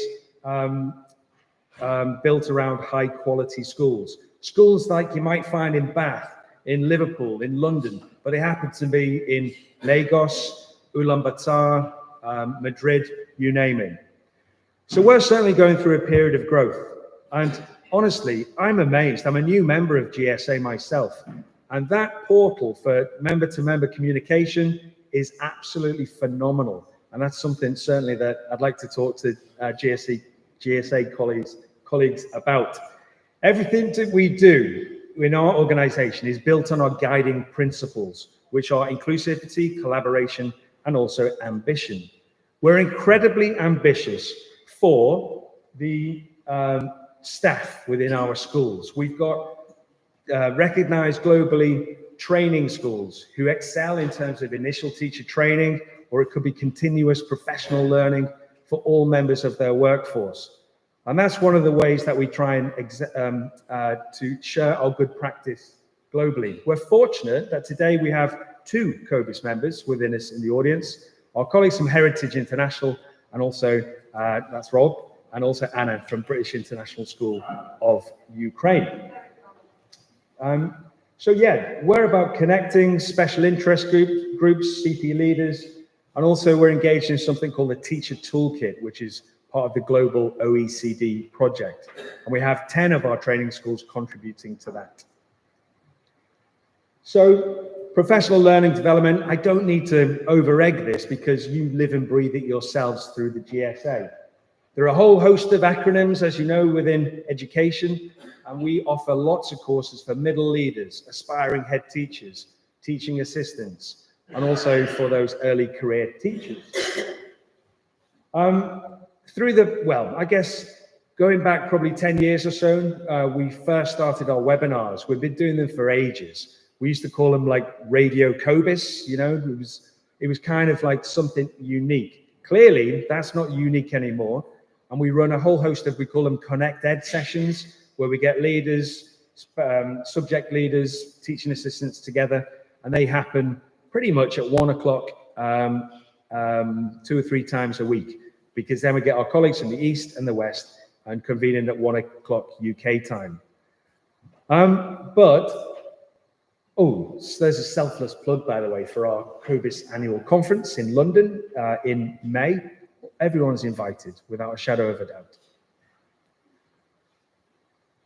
Just a piece there about returners as well. There's a massive virtual cycle of teachers who choose to go from the UK overseas or from other countries to go and work in British international schools. One of our key lobbying prospects to the UK government is the recognition of overseas service. So a message that I'd love you to take away really is that, you know, if you're working at, say, the British School of Tokyo, that's a very, very challenging environment, and it's highly resourced, it's a great school, and you haven't been backpacking around the world. So, you know, if you're getting applications from colleagues from overseas, do look at their quality and their cultural, emotional intelligence, enrichment, what they can bring to your schools back here too. So really quickly, we're also involved with university destinations. At COBIS, we believe the right university for the student. We don't just promote British universities, even though we know that they've got an excellent reputation. In fact, from 2019, 53% of our school leavers selected the UK. We do an annual research, we're just about to publish, it's 42%, and it's decreased year on year since 2019. The reasons you'll probably understand, first off, the Brexit effect, pandemic, families didn't really want their youngsters traveling halfway around the world to come to university here. Also the complexity of visa applications, the costs of tuition fees, especially for international students, and worryingly, the perception that the UK is not a welcoming destination. And that's something we can all continue to work on to address that misconception. So I represent the international schools sector on the UCAS International Advisory Board, and we're always looking for clearer ways to navigate the system and also to help British leaders, teachers like yourselves, for their children who may be overseas to access home fee status as well. So really briefly, we do thousands and thousands. I think last year it was 50, 60,000 youngsters engaged in our competitions. This is brilliant for them to collaborate, face-to-face, blended, online, a whole host of different activities, different ages. Our student COBIS Games was in Mombasa last year, international sporting events. We've got debate competitions. You can see the list on there too. But I also represent the international sector on the UK government's education sector advisory group. And that's alongside other colleagues from, say, for example, universities and British Council and the like. In that, we look at barriers to trade. We look at opportunities. We look at how all elements, whether it's early years, SEND, the expertise within the room here and beyond, how that can effectively be shared internationally. Granted, it's Department of Business and Trade who kind of head it up with the DFE. So they're looking at pounds, shilling and pence, you know, the export potential. The UK government, the current one, has obviously inherited the old international education strategy. It's under a review at the moment. Two clear targets remain. First off is to get 600,000 international students to UK universities by 2030, which has already been achieved. And the other one is for the UK education sector to export £35 billion by 2030. And that's not quite there yet. But all of the work that you do as well, soft power influence, clearly the economic value is there, but that isn't what drives us at COBIS, although we know it's very important. So this is a whole host of things that we do. Our accreditation scheme we're really proud of. I know our schools here have been through that. And one of the roles that we do is to get overseas ministries to recognize it formally. Japan have just recognized it. We're in the process with Saudi Arabia, Thailand, Romania. A lot of countries kind of like look at British international schools and they're concerned. What do we do? How do we quality assure them? And we can be that honest partner and broker with a non-commercial eye on it, just to look for quality assuring these schools. So really briefly now, it would be remiss of me if I did not mention international safeguarding and child protection. That's something which is a red thread, goes through everything we do at COBIS. Unfortunately, there are many, many individuals who wish to do children harm, who see the reality and the perception that international schools, missionaries, churches, orphanages is a soft target. So about 10 years ago, COBIS, we helped found the International Task Force on Child Protection. which works with loads of different associations overseas as well. But most recently, with other associations that represent British international schools, we have formed the British International Schools Safeguarding Coalition. This is a movement which is certainly driven to reduce risk for children and young people and vulnerable adults in our sector, in our schools. Granted, if there are about 17,000 currently international schools around the world, we only represent a tiny proportion, but we see it as our message is to amplify good practice about child protection and safeguarding. There are so many loopholes currently with the UK government system, for example. If we have people who have allegations who are working in our schools overseas, it is impossible to report them to the TRA or the other devolved UK nations in terms of recording those allegations if it hasn't met a criminal threshold. So we're looking at setting up an APPG here with in government system here, but also with tentacles around the world with other law enforcement agencies too. For example, an international teacher misconduct scheme, something which is already established and effective across the aid sector and charity sector globally. So that's just a final piece there, but I've given evidence, verbal and written, to the ICSA inquiry, which you'll all be familiar with. 2017, a ridiculous backward step. DBSs, enhanced DBSs, no longer permitted for international schools. We've been, carrying out those checks for years. So we met with CEOP and ACRO, who are in charge of the police record systems here in the UK, and we're the founding global ambassador for the International Child Protection Certificate, which basically has all the same information as an enhanced DBS. But keep your eyes peeled for any developments on that front. We met actually as a cross sector multi-agency earlier in the week to discuss those loopholes in particular. Partnerships, you can see there, a whole host, including GSA, which we're really proud of. Also, a lot of our professional development leads to recognition from the Chartered College as well. But the final point really is our quality assurance scheme. There are others out there as well, but we're really proud of our beacon schools, our quality assured schools. We launched it 2017. There are probably around about 230 schools that have been through it. In fact, the British International School of Ukraine, where I'm a proud member of the advisory board, has one of our beacon statuses for safer recruitment and child protection and all aspects of safeguarding. So that's a whistle stop. We're always open to partnerships and ideas. It's a wonderful opportunity to teach overseas. I've talked about some of the, the pitfalls, concerns we have about safeguarding, but please don't let that cloud your judgment, and welcome teachers who are coming to you from overseas. And also, you're all career professionals as well. If you ever want to chat about opportunities overseas, just give me a shout. Right, that's it. Thank you very much for your attention.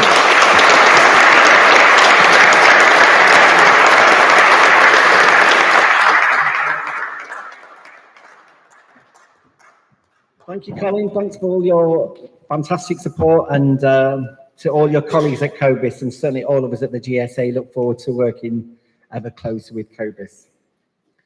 So keeping on that global theme, we're very keen to ensure that wider issues around the Sustainable Development Goals, climate change issues, etc., those issues that connect us all, are an important feature of every school. And leading on that, we are proud and delighted to be working with the world's largest lesson, who have got some fantastic resources, and very proud to be working with the amazing Jack Davis. And Jack will be telling you more about his work and how you can get involved as well. So over to you, Jack. Hi, everyone. It's nice to be back. So I spoke in Liverpool, unforgettable, especially the students who came and spoke. And again today, I don't think they're still here, but the students this morning, that was great. It's really nice. So I'm going to explain a bit about the organisation I work for, which is the world's largest lesson. Does anyone know the world's largest lesson? Okay, a few hands, very nice. Hello. But first of all, I wanted to say what's nice for us. So we're a small team of 5 people. We're based in London, but we work globally. And what we do is make things. We basically make free resources and give them away. But what we often hear about is the barriers to being able to implement learning about sustainability or global learning or all those kind of things. So it's really nice to come here and hear from teachers who are just doing it despite all of the barriers. Also nice to hear from a student who decided he was going to do A-level Chinese, A-level Mandarin, went ahead and just did it. So I think there's a nice message there about just like, yes, it is really difficult. It can be really challenging, especially to sort of to lead the way. And a lot of the teachers that I've been speaking to, they've been putting themselves out there, being quite ambitious with what they're trying to do in the school. But it's amazing to see what is possible when you have that kind of a mindset. So thank you for giving me a bit of a boost of what's possible out there. So someone said earlier that basically what we're all here for is for the children we serve, which is definitely true for me. But I think where we come in is connecting that to the wider world, and actually what the world needs is children who are growing up with the skills and the mentality to try and make change. And so that's where what we provide comes in. We're trying to help children grow up with a sense of, I understand the world, I care about the world, and I'd like to change the world. So we work with UNICEF and UNESCO. Is anyone here like a rights respecting school? Does anyone work with UNICEF? Okay, a couple. The patchwork coming together. And who recognises the Sustainable Development Goals? Okay, more hands. This is nice. So 2015, world leaders came together. They signed the most ambitious agreement ever to tackle all of these things.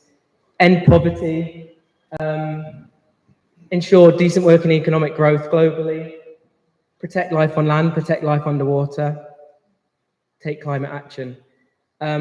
Some of the world leaders in that room have now moved on to better or worse things. So we had, I think David Cameron was one of the signatories. I think you had Nicolas Sarkozy, Obama. So it was that sort of era. So we're now more than halfway on the SDGs. And what I always do when I talk to children about them is say, sort of by show of a thumbs up, where this is like not very well whatsoever, and this is like absolutely smashing it, we're on track. How do people think we're doing on the SDGs? What would be your sort of temperature check? I see a strong thumbs down over there, another strong thumbs down, another strong thumbs down, a few mid thumbs downs. I'm not seeing anything above them. Oh, 2 goods. Nice. Bit of positivity. There is a reveal later on of how we're doing on that. Our job, originally, the first thing our organization did was basically create this grid with all the icons and the colors. It started off as sort of a report, a piece of paper, with these 17 goals on, 169 targets, and our job was to try and popularize them so that normal people could engage with them. And then our little team was about children engaging with them.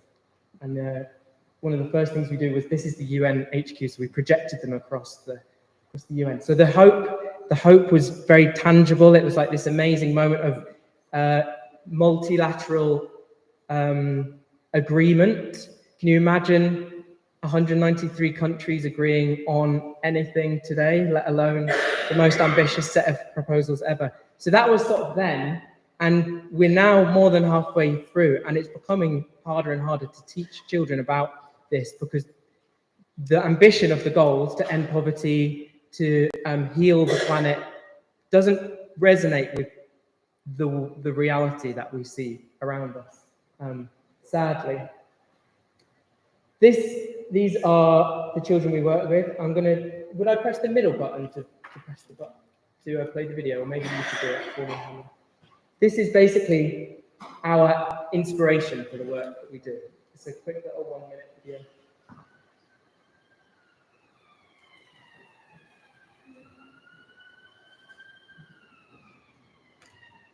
Sorry, Hannah, I'll put you on the spot.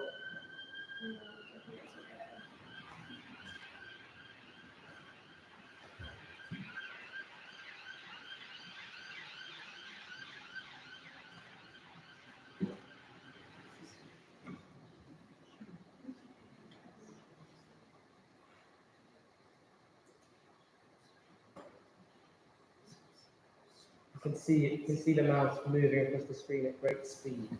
It's working. It's not happening. Okay.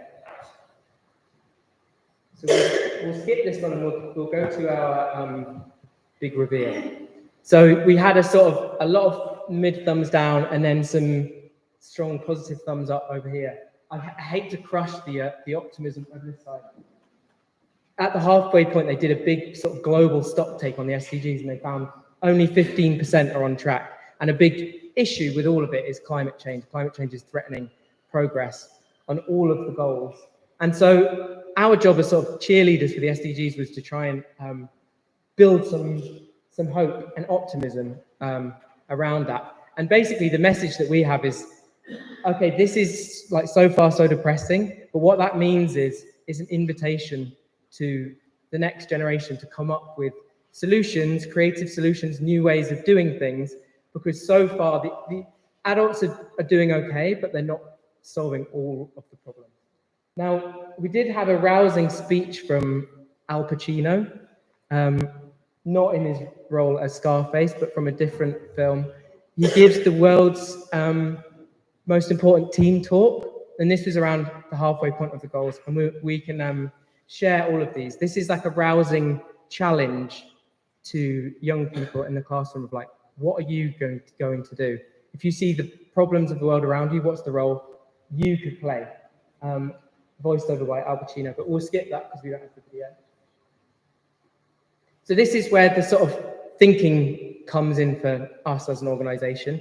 We were created to be cheerleaders for the global goals, but now we're nearly at the 5 years to go deadline for the SDGs, and they're 15% on track. So we've been asking more and more. It's no longer enough to say, amazing, the goals have been agreed, and just tell children about them. We need to help them. We need to help them know how to take action or what they can do and feel empowered, agency, hope, optimism. So we've done two things. One was we listened to children and we gave them a voice. So we did a survey of 37,000 students in 150 countries, and we basically asked them, what do you think the purpose of education should be? The answers they came out with, what it revealed was all of the reports and the research that's been done out there by adults, they could have got straight to the source and just asked children. Children know what they need to learn. And the number one thing they said is they want practical skills for the real world, and they don't feel that they're getting them. They want to know more about money management and budgeting. They want to know about how to protect the planet. They want to know more about different cultures. They want to develop skills like data. And what was amazing was that children all over the world pretty much said the same things. And we're talking about like a rural school in Nigeria where they completed it on paper because they didn't have access to tablets, a private school in New York, schools from Asia, Latin America. Actually, they all showed real similarities of what they want to learn about and what they don't feel is enough. And it was a real sort of urge for change. Try and see if you can play this one, Hannah, because this is the voices of children from about 10 or 15 different countries. So this was at the UNESCO Transforming Education Summit. And this video opened up the event to a room of policymakers and leaders, and it was children telling them what they think the future of education should be. If it's not going to work, then that's another trailer you guys can watch later. But what it really shows you is that children know, and when you ask them and you give them a voice and give them a hand in their education, a bit of ownership, suddenly the lights come on and they're painting the future of education. So then we said, okay, so what are the skills? If they want real world skills, what are those skills? And we did a big piece of research into skills or competencies, a broader look of competencies for sustainability. What are the skills and competencies that children need to be able to make change? I won't go into them here, but what was also interesting was doing a bit of a stock check in a lot of different countries of which of those skills are being developed and which aren't. And the one thing I'd highlight is there's a lot over here on the left about individual action. We're very good at telling children that like every act makes a difference, turn the lights off, turn the tap off when you're brushing your teeth. But political action and collective action are in the red zones. So we're not as good at telling children how they can work together to make change in their communities or to make change in politics. We've accidentally put a lot of it on children's individual carbon footprints and their own actions rather than helping them learn how to change the systems that are out there. So that's a really big focus for us going forward. What we actually do to help is make really light, playful resources, and we've shared lots of them through the Global School Alliance. I'm going to share just a few of them now, and then what I'd really encourage is if any of you are interested in this connection between the individual child and their development and then their role they can play in the wider world, we would love to get in touch with any of you. We're only a little small team based in London, and all of the impact we have is through schools actually going out and doing the work. So we'll have our contact information at the end, and please do get in touch. But I'll just run through some examples. So this is something we ran over the summer. What is the missing SDG? We've had some amazing submissions from Global School Alliance schools. This is an SDG for permaculture from Darren, an SDG for life in space, an SDG for equality and freedom in travel. So super relevant here. Anyone who's tried to plan a trip with someone with a less powerful passport realizes the true power of a British passport and the true impact of passport racism. Skill development, we obviously love this because we've realized it's all about skills. Amazing design by whoever designed that one. And loads of students talked about digital inclusion. So it's roughly 50% of the world don't have access to the internet. So there's a huge number of the global population don't have access to the internet. And yet everything is focused on AI and the internet and things like that. There's huge swathes who don't have access to devices where they can access. So really nice insight. And I love this one. This one's about sustainable urban development. Really nice design. So this is basically all about asking children to critique the sustainable development goals. It's not about saying, whoa, amazing, let's all get behind the goals. It's saying, what's next? What do you think is missing? Asking them to think critically about it. And this is a really nice quote from Isabel Geddes at UNICEF, basically encouraging students and saying we're about to start the process of like what comes next after the goals. So the views of young people are really valuable there. This is our website where all of our resources live. We've got a whole collection around introducing the SDGs as sort of the gateway to thinking of the role of children towards sustainability and global issues, lesson plans, videos, certificates, posters, games. Another one that some Global Schools Alliance schools might have got involved with already, this is Factivism, so facts plus activism equals Factivism. And this is inviting students to research the data on the goals that they care about. The goals are too big for any of us to individually care about all of them. We all have our, maybe I'm really interested in gender equality, but someone else is really interested in life on land. So inviting students to research the data on the goals that they care about and then bring it to life creatively. We've had some really powerful, amazing contributions. We ask a question at the bottom, why does this data point matter to you? This person says, every day 133 women are killed by someone in their own family, every day. Why does this data point matter to you? I'm a woman, I fear this every day. That's from Adelaide in USA, 17. So it's really, it's like hard hitting and connects deeply. We've had some amazing digital ones, some done by hand, some really simple ones, and that's what it looks like in the classroom. We've just started something on Minecraft education. So if you use Minecraft in the classroom, this is actually inspired by a Global School Alliance school. We would love to hear from you. We're just starting this journey, and this is basically an environmental learning world on Minecraft where you're exploring magical interdimensional portals with your robot data analyst friend, battling a dragon. This is very fun to make.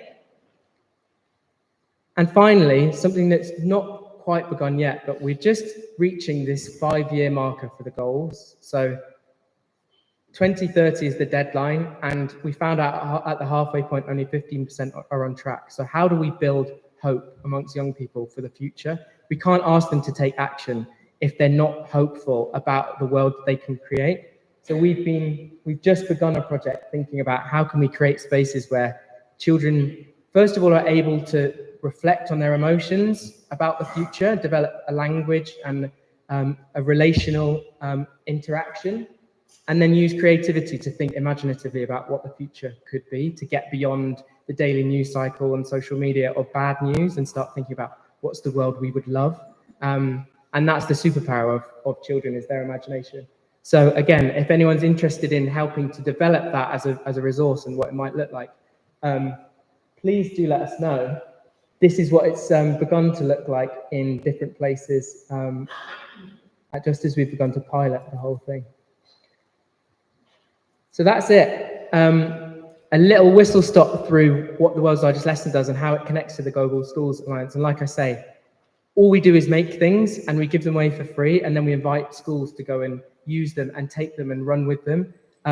So if you're interested in doing that, you can scan the QR code and see all of the resources, and do just get in touch. We're a small team, so it might take a little while to respond, but we would love to hear from all of you. And thank you for all you do. Thank you, Jen.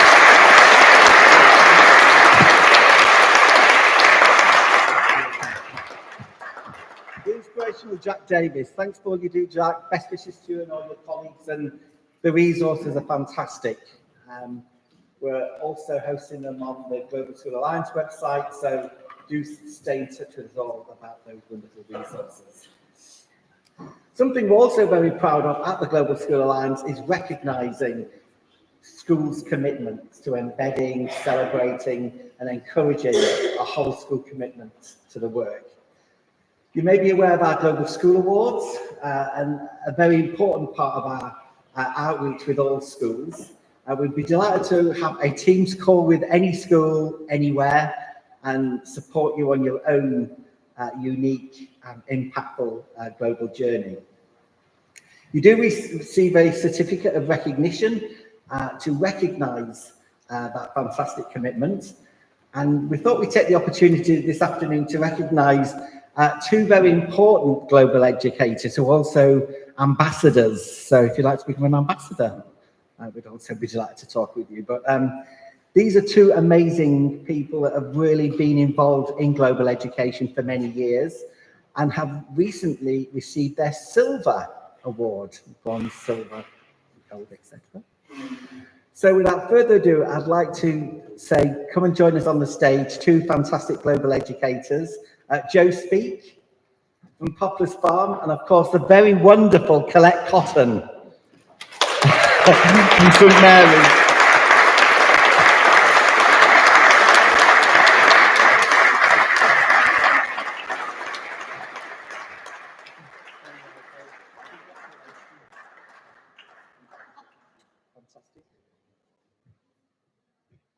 Colette is a true wonderful veteran of global education.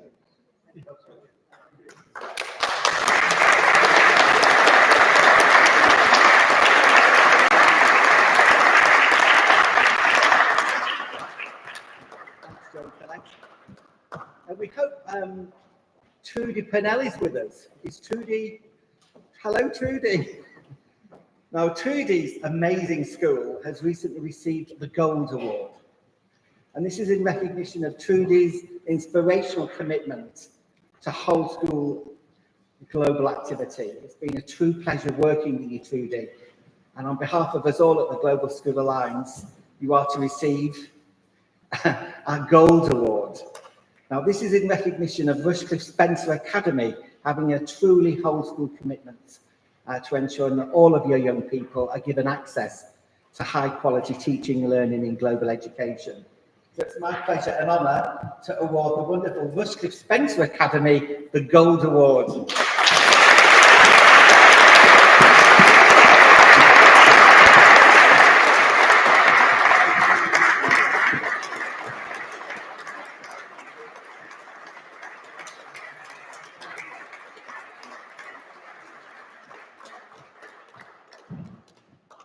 So yeah, we'd be delighted to get every school to Trudy's amazing commitment. But if you want a team's call, do stay in touch there.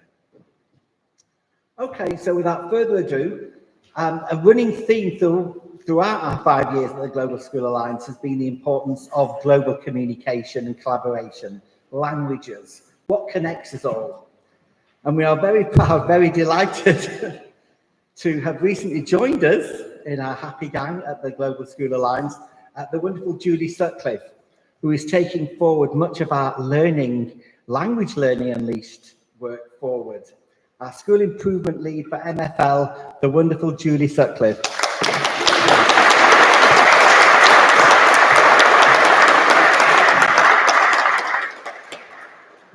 I've been told to talk into the microphone, but I am a teacher, so I think I can project, or I was a teacher. I'm really thankful for the opportunities I've had throughout my career that have brought me here today. So I'm just going to reflect on those a little bit, reflect on my journey, reflect on the opportunities that I've had, and hopefully the opportunities that I'm going to be able to provide as part of the GSA for students and schools in the future. So I know that every single one of us sitting here today are here because we firmly believe that opening the hearts and minds of our young people through international partnerships and collaboration is unequivocal in shaping the future citizens of the world. And I would hazard a guess that every single one of us sat here today was inspired by a school trip or a visit that is now deeply embedded fondly in your memory. It often takes years to measure the impact of such opportunities that we provide for our students. But I guarantee that the experiences they have, that we give them, will go on to shape the experiences of their children and their children's children in years to come. My memorable visit was at the age of 12, when I participated in my first French exchange at secondary school. And I don't think I spoke a word of French all week. I was really shy, really quite introverted as a child. But something in that visit ignited a spark somewhere inside me that has been alight ever since. My love for languages shaped my academic studies, my career pathway, my relationships, and it will continue to shape my future. Languages open doors for me, for travel, to meet new people, to experience new cultures, to take adventures, and finally to a career. We cannot and we must not rest on our laurels in the English-speaking world to assume that the world will speak our language, so we don't need to speak the languages of the world. Let us not underestimate the potential, the opportunities, and the windows onto the world that the joy of learning another language offers. It's like having a superpower. During my 30 years as a teacher and a leader of French and Spanish, including more recently a national role as lead practitioner for a large academy trust, my desire to share my passion for languages and for the opportunities that learning a language provides has driven me to work tirelessly for the students in my classes, to share my love of language learning and communicate their value and importance for the future.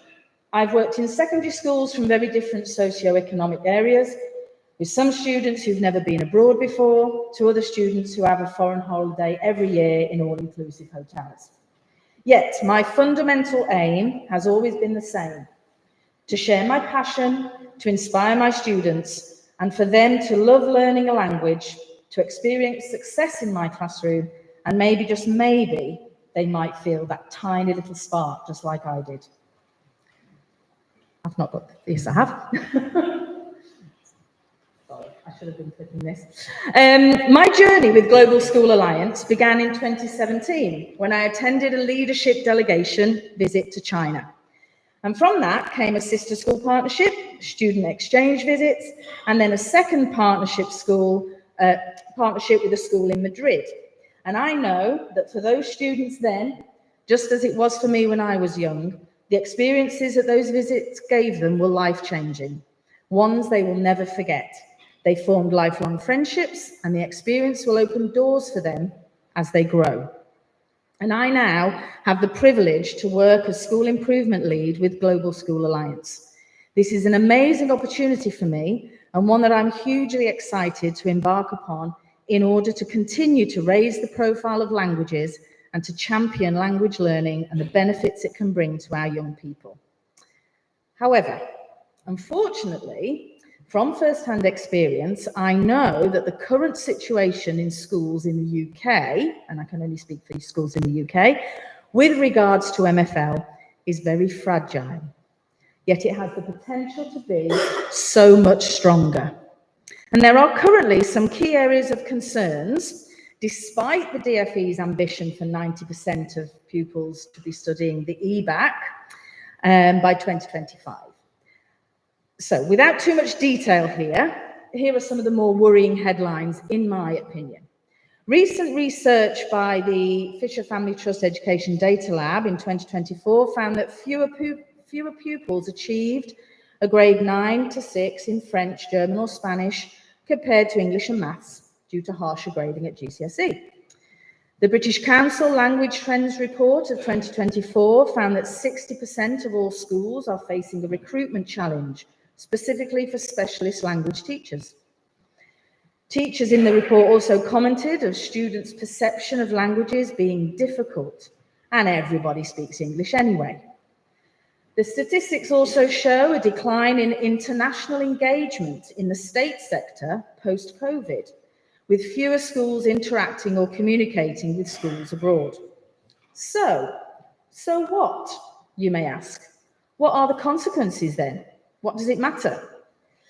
Well, deficient language skills and the assumption that everyone speaks English are costing the UK economy around 48 billion a year, or 3.5% of GDP, according to research by the Department of Business, Innovation and Skills. Contrast that with Switzerland, for example, which attributes 10% of its GDP to its multilingual heritage. Students who lack language skills miss out on job opportunities. For example, a 2022 study found that 619 UK job adverts during a 1-month period required mastery of the language as a main requirement. UK students can no longer take part in Erasmus-funded opportunities, and yet it's been shown that students with experience abroad on Erasmus programs already have an unemployment rate 23% lower than that of non-mobile students. All of this is very worrying, and we have to address this. MFL teachers, and I speak with many of you amongst us here, you are some of the most passionate, determined and driven educators I know. And as a passionate linguist myself and an experienced classroom practitioner, I have a privileged position now with GSA, and I'm determined to try and buck this trend, because what we want to see are headlines like this. I want language learning to be valued as highly as those STEM subjects in terms of skills required for future career and growth. And for that, we need language learning in primary schools to flourish. And I know it is already in some of the primary schools that we have as members of the GSA. We need students to be opting for languages at GCSE and beyond. And for that, fundamentally, we need passionate, skilled teachers with a desire to share that passion. We need MFL to be given more curriculum time, for leaders to acknowledge the benefits and the strengths that we've spoken about this afternoon. The benefits such as literacy and reading. And ultimately, we want all schools to engage in international partnerships to provide transformative opportunities for students, fostering their potential and empowering them to become active global citizens. So finally, my role with Global School Alliance now centres on one simple aim: to inspire and continue to inspire the teaching and learning of languages in schools across the UK and across the world, in the future and now, in order to provide transformative learning opportunities for young people. I'm determined, and I know I'm really supported in my drive to raise standards of MFL teaching across the country and across the world. I want to inspire language teachers. I want to share expertise. I want to increase students' desire to love languages and to continue with them. And most importantly, I want to develop that deep cultural awareness in young people through meaningful partnerships that broaden their horizons, strengthen their career and their economic prospects by providing them with valuable opportunities to explore and experience the wider world. So, the Global School Alliance are launching a brand new service, Languages Unleashed, in 2025. And from January, I will be offering a range of opportunities to schools and teachers of MFL to work with them to help improve their curriculum offer, develop their teachers and cultural capital so that it's embedded in everything they deliver in the classroom. We will work together to transform the learning experiences for the students and the teachers by bringing languages to life. And there's no better way to do that than through a partnership facilitated by the Global School Alliance. Thank you.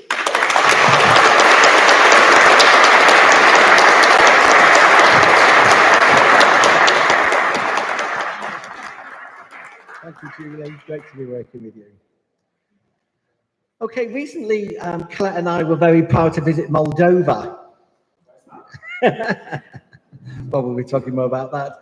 And what was wonderful that His Majesty's ambassador to Moldova was really keen to support the whole concept of school partnerships and wanted to send a message to educators across the UK to say a huge thank you for all you're doing. Hello everyone.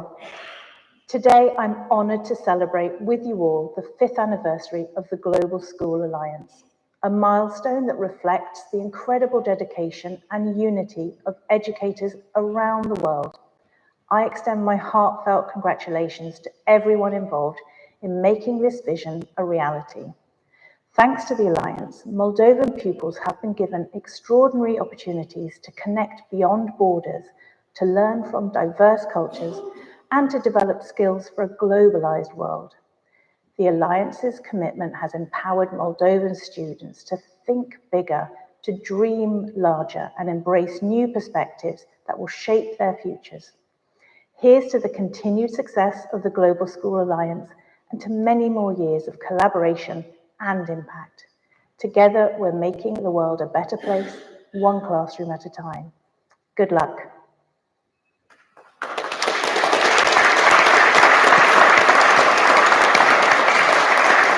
Thank you. It was fantastic to meet Vernon.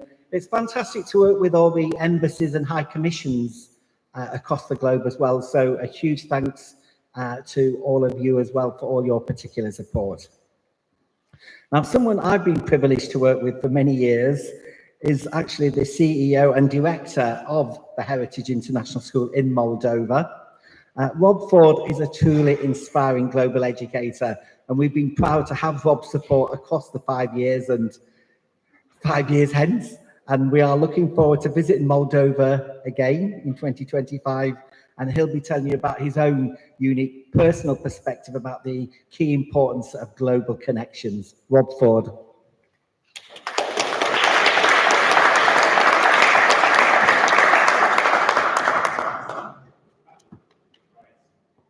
I am the last, apparently. So, guys, again, like in Liverpool, I'm standing between you and the wine, okay? So, and it's dark outside as well now, so, and it's a Friday afternoon, but this is not a new challenge for me. I used to teach, yes, all head teachers did once, and they should still do. Bottom sets, we say bottom sets, year 9, they'd given up their options to have history, so I used to have them on a Friday afternoon and try to teach them wonderful topics like the gold standard and the establishment of the welfare state. So it's not a new challenge for me to try to keep an audience with me. I've been humbled, not just here, but when we sat in the room in Liverpool, and a year ago, when we were in Jones Amazing School in East London, to just listen to how many stories we actually share and have across a range of contexts, a range of different schools and countries, and all the stuff, the good stuff that unites us in our journey. And I thought a lot about, as John said, what to say this afternoon, because I'm celebrating my own little unique milestone. I've done 30 years since I started the profession. I know it doesn't look it, They got good Botox in Moldova, so if you fancy some cosmetic tourism. But I thought about this a lot, and I thought about this idea of power, hope, and agency in the turbulent times we are living in, because that's essentially our job, isn't it? We have to put to the back of our heads some of the things we listen to and see in social media, on the news, on the radio, or driving to work. We know how the world is a really scary place, even for us to try and comprehend it. And we go into those doors, we go through the school gates, they're all smiling, they're all cheering. Well, they are normally on a Monday morning. It smells nice and clean. The lunch is already down the corridors. And we have to bring that hope and that agency and that power. And this week alone, just in 48 hours, I thought of 2 stories that illustrated, or 3 stories, I should say, just these kind of thoughts. Last night, my wife, she does a silversmithing class, and I listened to my eldest daughter and her friends all at the kitchen table. They were making bubble tea and making a mess. And I just listened to their conversations. And they just sounded like good 15-year-old kids talking about their mocks, talking about Christmas, talking about what they were going to do, what sixth form colleges they were planning to go to, what they were going to do for the prom. And you know what? To listen to a normal conversation in the context of our times, you could cry. And then 2 days ago, I'm part of an incredible group of school principals with the Global School Leaders, UNESCO, TTF 2030, and the Varkey Foundation. And we were in our group, we were talking as we were finishing our year's collaboration off together. And then on came the screen this incredible, very small, diminutive, don't underestimate the small, diminutive females in our societies. And she came on the screen from a school on the border of Pakistan and Afghanistan, and just spoke calmly. They are making sure that girls can get across the border from the Taliban to get education. Now, I don't know if Alison is still with us somewhere. Alison, you there? That's Alison, right? A remarkable figure in our network as well. Next week, Alison's going to be launching a way of working with female education in Afghanistan. It's been almost 3 years since they just reduced all educational access to girls and women in that country. And as part of our networks, we listen to these stories. And if we're starting to worry about the leaky roof or the sports equipment hasn't arrived, you've ordered it, you've got to listen to actually something a little bit more powerful than that. And I have the privilege to sit next to my dear colleague and friend, Anna, whose school, and Anna's, not just Anna's schools in Dnipro and Kiev, across Ukraine for the 3rd year now almost, educating in bunkers, educating each other in the subways, in bomb shelters. They're now so used to the bomb drill, the fire drill is old hat for them. And they're continuing the certainty of education going in that society, despite the fact they've just had this week everything thrown at them to destroy all the electricity, all the heating. So they face another winter of being bullied on the edge of Europe in a European country in 2024, 2025. If ever there was a reason to think about hope and power and agency in our networks, in our schools, in our stories, in the lessons that we give to our young people for the future, we just have to look around in our own context. Now, in my own school yesterday, a school which is the first international school in Moldova, Europe's poorest country, Europe's most unknown country, 2.5 million people. Most people leave it. We have a problem with diaspora. They don't want to come back. We're living on the edges of that war. The refugees from Ukraine overwhelm the country, but the country, the smallest country in Europe with the biggest heart, has made sure their humanity prevails and their common global citizenship as we support one another. And we've had some wonderful support from the likes of Colin and Cobis, Tom, John, Tony, GSA, British Council, all sorts of organisations, the wonderful British ambassador, and what the UK still does so well around the world in that global community to make sure that we can transform lives. But this week, they did Thanksgiving. Now, you may flinch ever so slightly at the idea of Americanization of culture, but just take Thanksgiving to what it actually should be. Yes, it's taking the land off the Native Americans and giving them some beads in return, and okay, there's a turkey. But it's also a message about giving thanks. And if you turn that message into that context, you start to give thanks for what we have in our lives. And that's what we've been doing for 5 years. I've been doing it longer than that when I was in Bristol as well. And we also made sure that we've got a lot of vulnerable families in Moldova. There's no concept really of empathy or social responsibility because we were the most Sovietized part of the USSR. Everybody relied on the state. Everybody thought the state was going to provide for you. And it still pervades after 30 years. And obviously Mr. Putin wants to get it all back together again. But we collected for some of the vulnerable families in some of the local charities that do incredible work. We do that for the dog shelters as well. And what we're doing is developing key concepts and values like social responsibility, compassion. And I've mentioned Kurt Hahn, the founder of the IB before, in Liverpool and previously. Kurt Hahn said, if we don't have the leaders now that we need for the future, let's create them. And that's what you've seen with these young people today in this room. You've seen it in all the examples of the wonderful schools that are being connected through a vision of Tom, through the work that we do together, through all the different strands we're pulling together to work together as a group. Now, we've mentioned Harry Potter quite a lot this afternoon. I've got to like show a sort of a conflict of interest here. I was the principal of the Harry Potter school, all right? It's a horrible 70s utilitarian building on the Welsh-English border near Chepstow. It's where J.K. Rowling went to school as a student.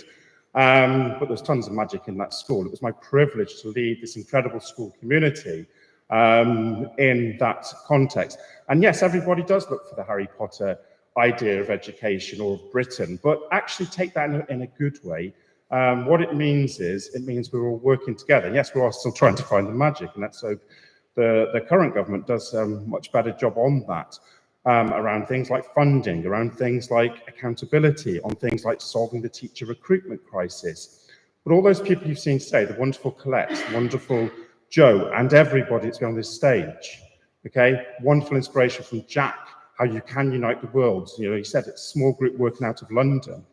And actually, you're going to inspire people to get into the profession. You're going to inspire people to want to carry that baton on to the end of the 2020s, to the end of the 2030s, when people like me will now be enjoying their sort of hopefully well-earned retirement.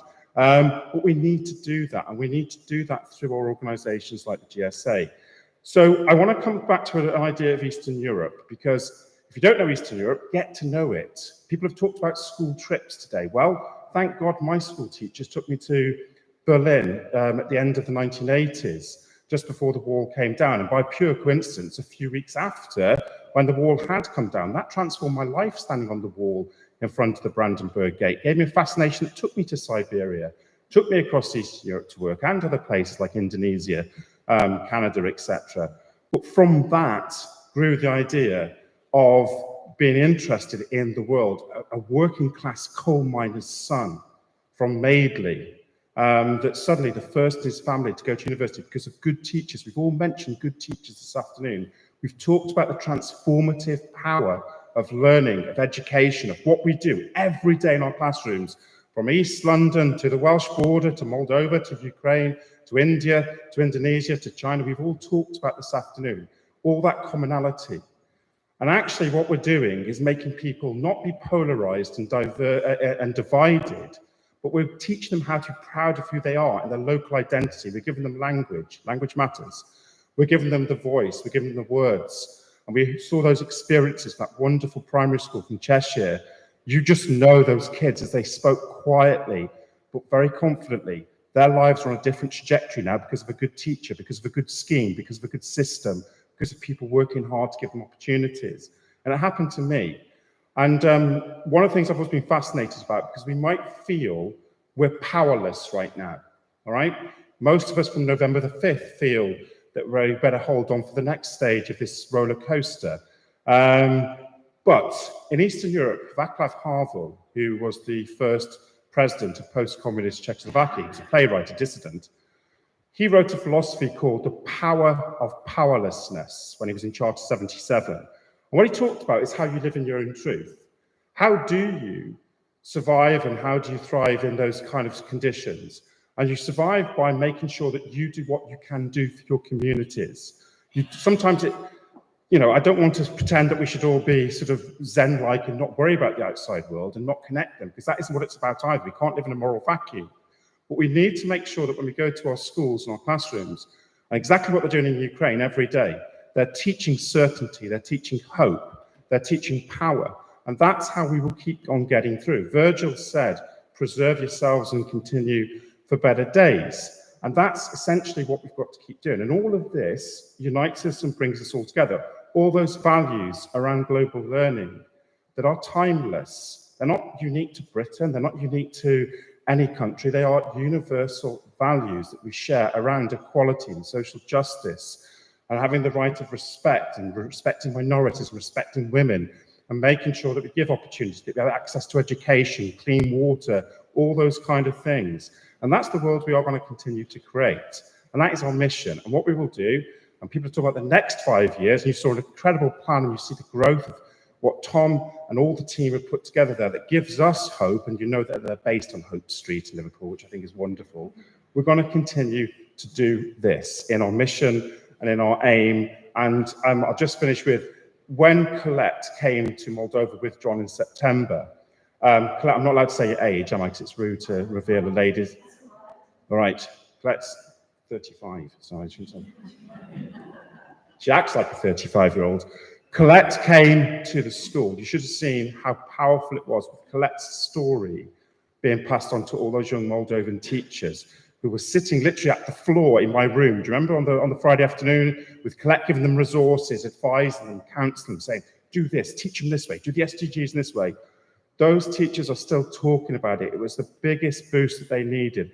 That's our profession at its best, isn't it? That's us without labels. That's us being able to be proud of this wonderful thing we call teaching and teachers.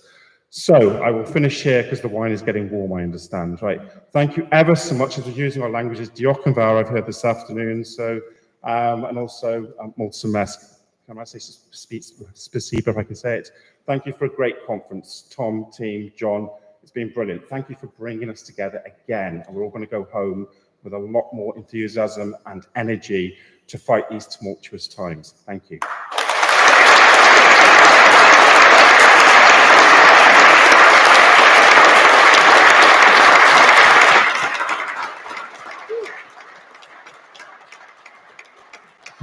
Rob Ford for president. Brilliant, brilliant, brilliant. Okay, this concludes our 5th birthday celebration. Fantastic to work with you all. Just to say a few thank yous to our headline sponsors. Thank you, Alan and Edwin at wonderful Oxford International. Wonderful to work with you. To Joan and all your wonderful global counsellors. Absolutely brilliant. To everyone at the wonderful Connors Quay High School. Really brilliant work. Thank you. To Eddie and Laura at Bower Park Academy. We look forward to working with you in July. And just to say, if anyone else wants to host, do leave your details on the hosting form. To wonderful Colin. Thank you, Colin. Best wishes to you and everyone at Covis. To our wonderful Jack Davis. To Trudy, congratulations again on your Gold Award. To our wonderful Julie Sutcliffe. And to Rob Ford.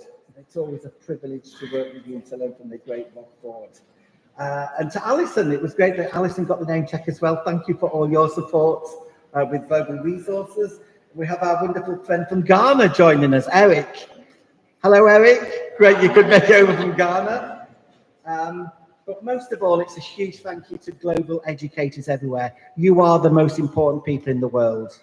Bringing the world into your classrooms every day and being key players in that great conversation of humankind that we need to be involved with every minute of every hour of every day. So again, a huge thanks for all your support there. I think I will end though on name checking again our wonderful UK leadership delegates, Jean-Marie, Ava, Joshua, Farouk and Mr. Ali. Been an absolute pleasure spending a great week with you.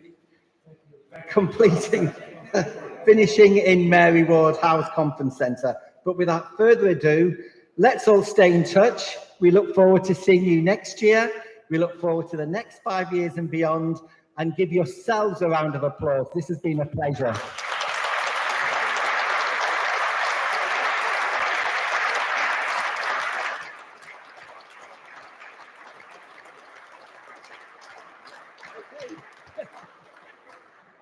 So I think the Prosecco is probably getting very warm now. So please join us downstairs for some food and hospitality, and thank you.